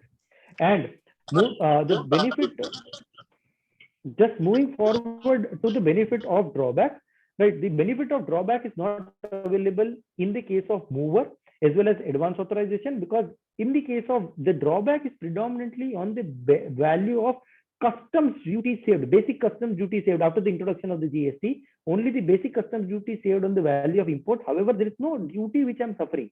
However, there is no duty which I'm suffering, so there will be no drawback per se which is eligible, because at the time of import, I'm not sure whether there will be export of this particular goods or there will be a domestic transaction as well. However, in the case of advance authorization also, there is a clear stipulation that no drawback will be eligible. However, in the case of EPCG, because I'm importing the capital goods and the duty benefit is eligible only in the case of capital goods, then a drawback will be eligible. Either it can be an all industry drawback or a brand rate, whatever you opted for. And lastly, with respect to RoDTEP, right, the benefit of RoDTEP, as has been very clearly specified in an ineligible category at this point of time, that both mover and advance authorization are kept in ineligible categories for the purpose of RoDTEP. So the benefit will not be eligible. However, EPCG from 1st of January to 3rd of January 2021, it was in the ineligible category, but thereafter starting 3rd of January, it has converted into the eligible category after representations which have been filed by the trade and industry. So the RoDTEP benefit will be eligible. So this is just a glimpse of the synopsis or the comparison of all the 3 schemes put together so as to explain that these are the benefits which are available in general. So this is all the discussions which I have from my side. If you have any questions, I'm very happy to answer. I can see 19 chats. They have not got into any chat from time to time, but this is all from my perspective with respect to questions. Otherwise, I've concluded my part. Thank you very much. Thank you very much, Hardik Bhai. I request if Tapas Ruparelia is there, Tapas Bhai or Vikas Bhai, if you are there, please go ahead. Yeah, Bishan Bhai, this is Vikas Agarwal. Can I go ahead? Yes, Vikas bhai. Yes, yes. Hardik bhai, I have a question. So, like for example, first thing is drawback is not available. Suppose if the product, the finished goods is a mix of imported and domestic product, then what? So as of now, the drawback is not eligible, but people have filed the representation for the purpose of drawback. One more thing which I would want to mention it over here is the fact that sorry, is the fact sorry, Mayur bhai, if you can mute yourself, Mayur bhai. please. One more important aspect which I will want to mention it with respect to the mover scheme or an inbound manufacturing, sorry, I skipped that, is from the perspective of the fact that if you opt for the mover benefit, then the benefit of depreciation is not eligible. And representations have also been filed for the purpose of availing the benefit of depreciation. So the too good to be true kind of a scheme is on customs duty perspective on one side, and on the other side, the depreciation is there. But depreciation per se is 30% on the value of whatever the goods, and on that also you will be eligible. Means 30% is basically I'm calculating income tax, that whatever income tax you will save on the depreciation over a period of, let us say 5, 10, 15 years, depending on the block of period, right? So you will be eligible to get only 30% of the customs duty saved, whereas in the case of exemption or duty deferment, right, you will be eligible for the complete duty exemption. So that is what is supposed to be compared at the time of getting into mover. But as of now, the drawbacks are not eligible. To answer Vikasi your answer, but representations have been filed. We are expecting that the a positive outcome would get very soon. Okay, so this is one more thing. Like I am also been following this scheme, and I never noticed that depreciation is not available. So suppose if somebody is importing capital goods under mover scheme, then the entire depreciation on the entire amount is not available. Is it so? Correct. So if you are importing capital goods, then on that capital goods which are imported under mover, no depreciation is allowed. Which actually makes it a very unattractive scheme unless you have a domestic sale only and you are deferring the duty for the next 10 years. Am I right? Even then but even then the depreciation point will still remain. Right. So in both the circumstances, whether it is exports or domestic, depreciation point will still remain. Various representations have been filed because the too good to be true scheme dilutes to the extent of depreciation. Though there is a certain benefit which is still there, but you will have to make a comparison. While opting for the scheme, you will have to make a comparison of drawback versus RoDTEP versus the benefit which you save at the time of deferment. Right. So it can it can help those who actually want to save the duty amount immediately, because it is actually an interest-free loan, in other words. Absolutely. But otherwise, then if that is not the requirement, then it's actually benefit given through one hand and taken away from the other. Correct. Okay. Achha, Hardik bhai, I also understood that you were explaining that this is available for manufacturing and job work. But is it not that in case of trading also certain benefits are available? Because the earlier I have read many articles and the regulation, I understood that in case of trading also the duty remission is available with prescribed limitations. But I never found those limitations or time limit anywhere in any of the regulation or circular or notification. Can you throw light on this thing? Yes. So basically, this scheme only provides the benefit, as the name suggests, manufacturing and other operations in warehouse. So the other operations is supposed to be read in line with manufacturing only. And the fact that there were which were raised starting October 2019 to, let us say, August 2020, where there was a limbo with respect to interest penalty and various other different aspects of the particular scheme. At that point of time, there was one clarification which was given by the officials in FAQ number 2, that if you are into pure play trading, that you will import the goods, store it, and thereafter sell it, let us say in that circumstances, the benefit will not be eligible. But if you are, let us say, doing some sort of a processing on those particular goods, right, and there is no definition of processing which they have given in the scheme or the FAQ, but if you are doing some sort of a processing on those particular goods, in that circumstances, you will be eligible. But pure play trading is not. No, for example, suppose somebody is importing palm oil and just repacking it in retail packs or small packs, then how would we see that? So practically, with respect to repacking, refixation of pricing and all, that was anyways covered under mover 1, right from 1969 to 2019. right? So Okay. these people do consider this as a part of manufacture, because if you remember in the excise legislation also, in Right. second schedule, these kind Uh-huh. of products were covered. These kind Right, of right. activities were covered. So Even the that definition was part of manufacture. manufacture. Right. Correct. So Uh-huh. one is supposed to read the definition of manufacture, which is given in the foreign trade policy, and the Okay. manufacture definition in the foreign trade policy is far more exhaustive than the definition of manufacture, which was given in the excise legislation. Yeah, the excise was a very limited thing. Correct. Right. I agree with you. Right. Uh-huh. So one more thing. Suppose this trading thing, it applies on entity level or group level. So why I'm asking, suppose any group, one entity of any group, it imported certain raw materials under the mover scheme, under duty remission, duty deferment option, but then later on they could not utilize it, and they want to transfer it to one of the group entity, not to a third party, but a group No, so entity. before that, let me answer this. This particular license is qua the unit, qua the premise. It's like Right. an excise duty registration. Right. So if you have, let us say, 4 different manufacturing units, you can opt for mover only with respect to 1 unit, and you cannot opt for the 3 other units. Similarly, every manufacturing office generally will have some another corporate office, right? Some another place in the city, usually. So you can do the trading activity from there rather than bringing the goods into mover, because otherwise it will not help. I hope this will answer your question directly. This answer. Yes, but, Tapas bhai. yeah. Tapas bhai, if yes, Sorry. Vikas bhai, there is a request from another Right. participant also. They want to get their questions answered from the faculty. Yes. So yes, Tapas bhai. Hardik bhai, there is one question in the chat box which has, I mean, they have asked, somebody has even answered it, but would like to understand from you. They are asking, what is the, I mean, how does the percentage get calculated on for the benefit of RoDTEP scheme? So RoDTEP is pure play a multiplier. Basically, whatever the goods you have exported, the shipping value ka value multiplied by the RoDTEP benefit which is available. It is exactly the same like all industry drawback which everybody receives at the time of export of goods.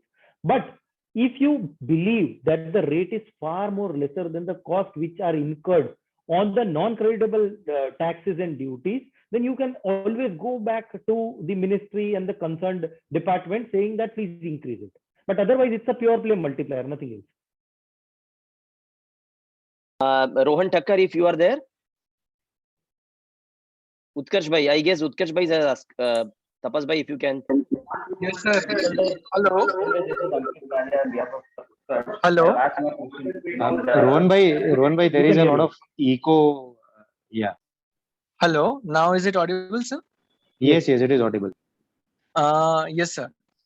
Sir, it was a very wonderful session, sir. Just I have 1 or 2 queries, sir. Hello. Please go ahead. Yeah, we can hear you. Please go ahead. Yeah, sir. Under mover scheme, sir, what is the security that is required to be given? So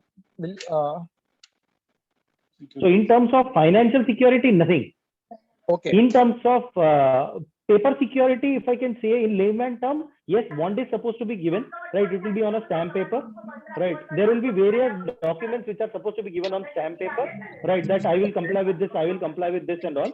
But over and above that, insurance is supposed to be taken, customs duty ka insurance, right? Insurance, we have, let us say, life insurance, we have insurance of Mediclaim, right? Similarly, the insurance companies also give the insurance for customs duty, which are used for the purpose of mover. So you will have to opt for that insurance scheme also. For a 10 crore rupee insurance of the customs duty, the premium what I got some days back is around 3 lakhs of rupees per annum. This is just to highlight what is the cost which is involved. Right, sir. So it's very beneficial scheme, sir. So one more thing, sir, in this case, we have made an offline application. But in the discussion, it was learned that the application could also be made online. So may I get a link for the same or some website address or something like that? Because I could not find the same. It is supposed to be applied through Invest India's portal. Okay. Fine, sir. Thank you, sir.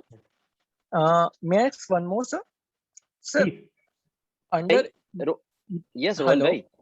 You may email to it because there are a couple of questions there. So it's better if questions of other participants are also covered. Tapas bhai, if you can ask from the chat box. Thank you, sir. Yes, sir. So the next question is, if I am importing capital goods to be used for the production of products imported, what should I be going for? Whether it should be mover or EPCG, because EPCG allows RoDTEP, whereas mover does not allow RoDTEP. So it depends upon a lot of calculations which is supposed to be made, and that is where the role of chartered accountant comes in, right? So we'll have to do a feasibility study practically, that what is beneficial, because raw material for the purpose of raw material advance authorization and for the purpose of capital goods EPCG, or whether should I opt for an EOU or should I opt for an ESCZ, or whether should I opt for a mover, right? A detailed feasibility study is supposed to be made, so that we'll be able to identify and tell with comfort, with number, that this is the amount which you will be in a position to save if you'll opt for one scheme over the other. But there is no clear answer to this particular question. And sir, what about the fees to quote for this feasibility study? Because, you know, young chartered accountants want to know, may in Deloitte you charge some X, but for, yes, please, sir. So the answer is very simple. Whatever the client is ready to give. Perfect. But how it ranges, so far as the financial feasibility is concerned, Mayur Bhai must know that for project finance, if you are preparing a project report, you are charging, I can say 1 lakh rupees. So the same is the benchmark, 1 to 2 lakh for a feasibility study, or less than that, or goes what? higher. No, it even goes higher. So because it depends upon a lot of permutation combinations and the product in which the company is into, and for what all units we are getting into. Because it is qua the unit, you cannot go qua the product. That in a particular facility, let us say we are manufacturing 3 particular products, then I cannot go for a particular product and say that for the 2 products I'll not be in a position to. It is qua the premises. So since it is qua the premises, it depends on various permutation combination, but it depends on various different reasons what should be the fee. It can be anywhere from 50,000 rupees. I have done it for free also in few cases, right? But it can even go up to 5, 7, 10 lakhs of rupees in the case to case basis. Yeah, free is investment. Yeah, fee is actually an investment, yes. Yes, I would like to throw some light on that. One of export consultant is with we are working. They are charging 4 to 5% for license fee in MEIS. So Yes. same way we can imply this kind of charges in that, but there is a restriction by institute that we cannot charge in percentage. So we can quantify amount on the basis of that kind of a criteria. So Mayur Bhai, what we were talking actually was with respect to only doing a feasibility study, not getting a license. Getting a license is a subset or a resultant after this.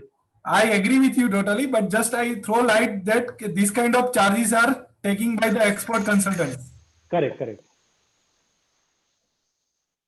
Yeah, yes, Tapas Bhai. Yes. Next question is from Utkarsh Bhai. He is saying, my client's buyer will issue an invalidation letter to procure goods from my client.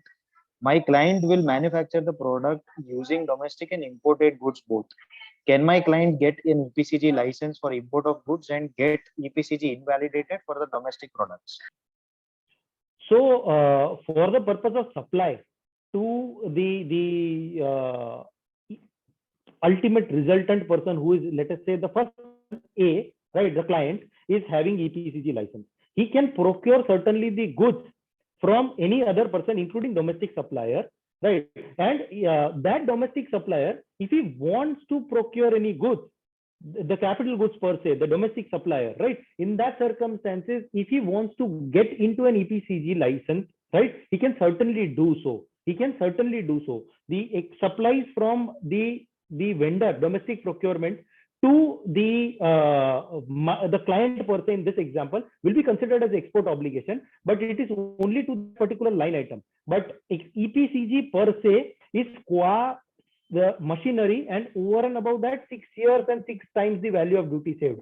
So this structuring is supposed to be seen. For otherwise, in terms of deemed exports, whatever is prescribed in chapter 7 of the foreign trade policy, right, advance authorization is eligible. So if the domestic vendor intends to bring the duty-free raw material for the purpose of supplies to your customer, then that is eligible. But otherwise, capital goods, it will be clumsy, because for that particular transaction, certainly it will be considered as export obligation. But thereafter, right, how would you be in a position to complete the export obligation is supposed to be seen. And for that, a feasibility study or the data or the facts is supposed to be checked again.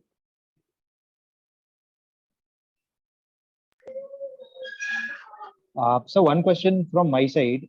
In case of mover, you mentioned that removal of wastage and scrap would also be liable to, I mean, you will have to pay import duties at the time of removal. Does it also cover the waste and scrap generated from the packing materials? So let's say there are plastic, wooden planks, etc., which come in along with your raw material, for which per se as such duty would not be paid, but these packing materials in a huge quantity would have to be removed in the domestic market. So do you have to pay proportionate duties on these packing materials, and do we have to keep a record of all different types of packing materials? So to the best of my understanding, you don't have to pay. There is no clear clarification from the authorities on this particular matter. But if, let us say, when you're importing the particular goods, and as you rightly explained, there will be a few wooden cardboards or wooden pieces which are supposed to be brought along with that particular goods, right? In that circumstances, the intention for me is to bring the goods. And when I'm removing those waste which have come along with that particular import, right, to the best of my understanding, it is not supposed to be considered for the purpose of the compliances as well as calculation. However, those which have gone from the raw material in terms of manufacturing process, or even at the time of bringing into, let us say, some transport waste have happened, some manufacturing waste have happened, or some another. We are not sure what happens with, let us say, natural loss, evaporation, or any other such situation.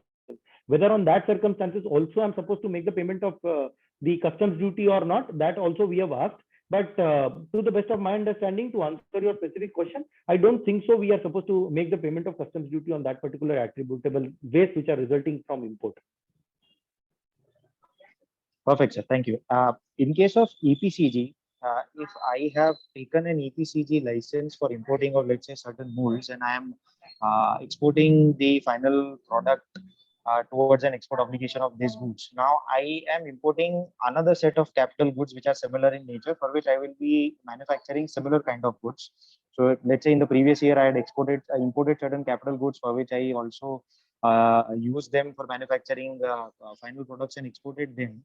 In the next year, when I'm importing another set of capital goods for which I would be using for manufacturing similar goods, do I have to consider this previous goods which are considered as towards an export obligation for considering that average exports? Yes, because the time period will differ. So assuming that it has come into another financial year, right, the number of average export turnover will undergo a change. So you'll have to consider that as well, because the intention of the government, when they are giving you an EPCG license for the purpose of duty-free procurement of machinery, is to say that whatever you have imported in terms of this particular machinery, you export from this.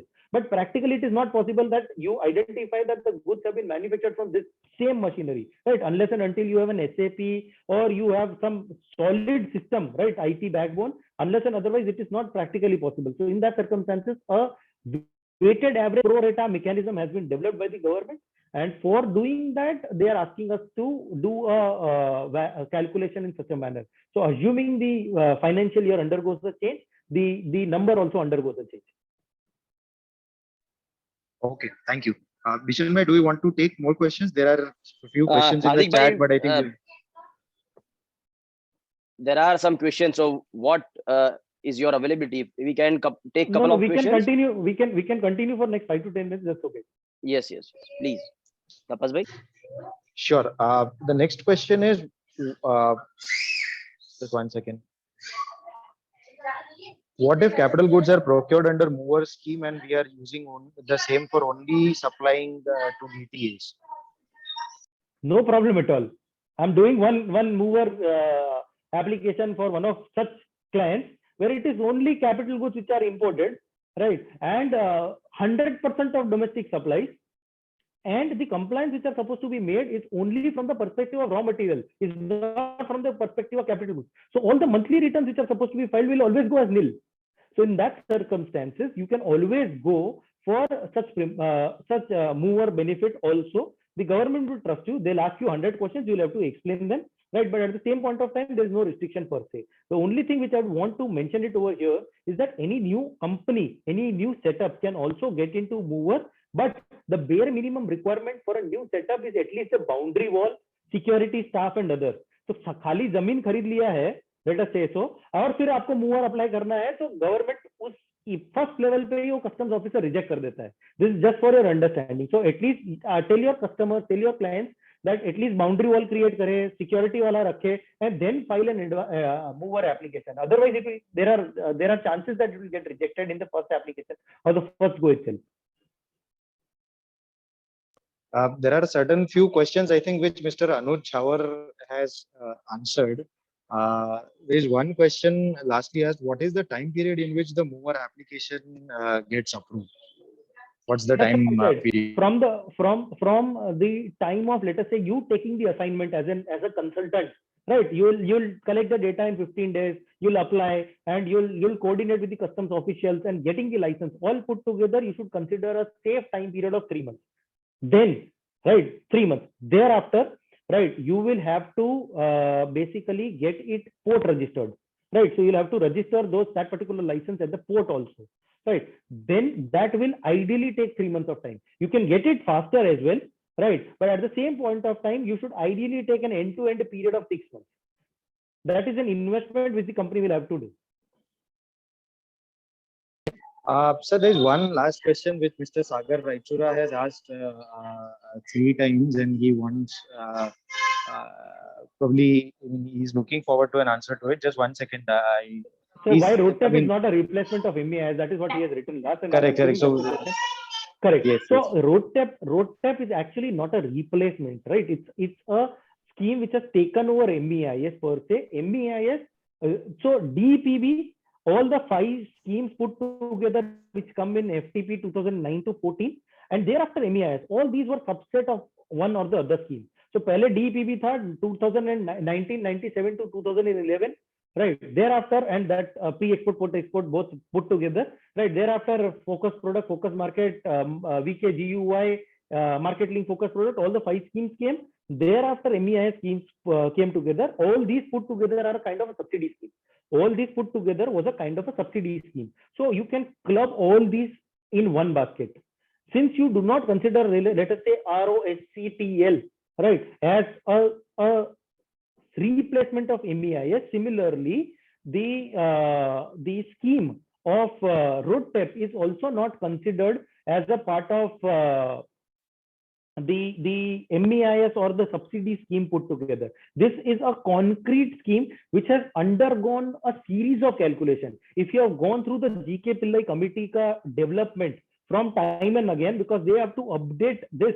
Just for theoretical knowledge, I'll take 1 more minute to explain you this funda. That GK Pillai committee was appointed for the purpose of doing the calculation with respect to the fact that what is the ideal amount of budgetary allocation which is supposed to be calculated.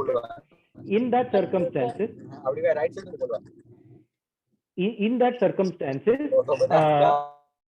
can I request the speaker on to be kept on mute? Mr. Raj Shah, you need to. Sorry, thank you. I have muted him. I am muted him. Yeah, thank you. So basically, the GK Pillai initially committee came with a suggestion that the budgetary allocation for the purpose of RoDTEP only is supposed to be 2,000 crores, whereas the existing MEIS ka budgetary allocation was 38,000 crores. Right, 2,000 versus 38,000 crores. There is a huge difference. Then it was revised. That revision got into 4,500 crores, right, as against 38,000 crores. And lastly, all put together 15,000 crores. That is the final outcome which has come. 15,000 crores along with RoSCTL for the purpose of 61 to 63 chapters put together. That is additional 4,000 crores. And you would have heard in the video earlier that the total budgetary allocation for RoDTEP as well as RoSCTL is 19,400 crores. So that is the overall outlay which the government has given. ये भी पैसा आएगा तो पैसा नहीं होगा तो घट जाएगा. Right, so that is what is important. That as of now the rates are fixed, but as time and again there could be a change in the rates of RoDTEP which the government has given. So I guess there are certain questions, but if you can share your email ID, then Hardik bhai, and also this presentation, so we can forward it to the members and for their benefit. Hope there is no IPR issues. So far No, certainly not. Concerned. No, certainly not. So I've already posted my email ID in the chat box. right? Those who are still there around, you can copy paste that, or you can keep that for the purpose of reference. Certainly the presentation will be shared. The only problem is I'll not be able to share the videos, because generally my understanding is that videos don't go as a part of PDF version, right? So that's the only problem, right? So videos will be eliminated. It is anyways available on YouTube platform. If you'll Yes, search it, yes. So you'll if you can type the link, so people can able to watch absolutely. those videos. So I'll share the links also. I'll share the links of the videos please, also. please. They are edited versions of those videos. You can anyway see the final versions, and the sources of those videos anyways were mentioned. Images and videos were mentioned at the respective slide only. I guess we need to wrap up this session now, but in coming time, we must have to revise this, and we should have such more sessions. So yes, Hardik bhai, please. The only last thing, sorry, I forgot to mention that. The only last thing which I would want to mention is the new foreign trade policy is supposed to come, as of what government is saying, starting 1st of October 2021. Right, as per my understanding, my personal belief, not Deloitte's view, right, starting 1st of April 2022, wherein obviously the RoDTEP has undergone a change, and it has now categorized into chapter 3 rather than categorized as chapter 4 rather than chapter 3. EOU either will be diluted or removed completely. SEZ also will undergo a change pursuant to the complaint which has been filed under WTO. So let us wait for the new FTP scheme to come, and thereafter we'll have to again get into the new mode of calculation for the purpose of what export incentives are getting in. And last, sorry, this is not from the topic per se, but one important point which I would want to mention it, because I've just got a message from my lawyer that the final order for the purpose of inverted duty is getting pronounced on 13th. That is Monday. Right? This Monday. So the hearing got concluded a week before. On this Monday, the final order is getting out. Right. So we'll be able to understand how it happens with respect to, or what happens with respect to inverted duty structure, what Supreme Court says. So that's it from my side. Thank you, guys. Thank you. Tapas bhai too, and all the participants, Vaibhav, Utkarsh bhai, Sagar bhai, though I'm not able to mention all the names, but yes, thank you very much for your active participation. Now I request CA Mayur Moda to give formal vote of thanks to our learned faculty. Thank you. Thank you, Bishan bhai. I would like to give vote of thanks to the faculty first, that he has given a whole idea about. First, he said that MEI scheme and RoDTEP is both different thing.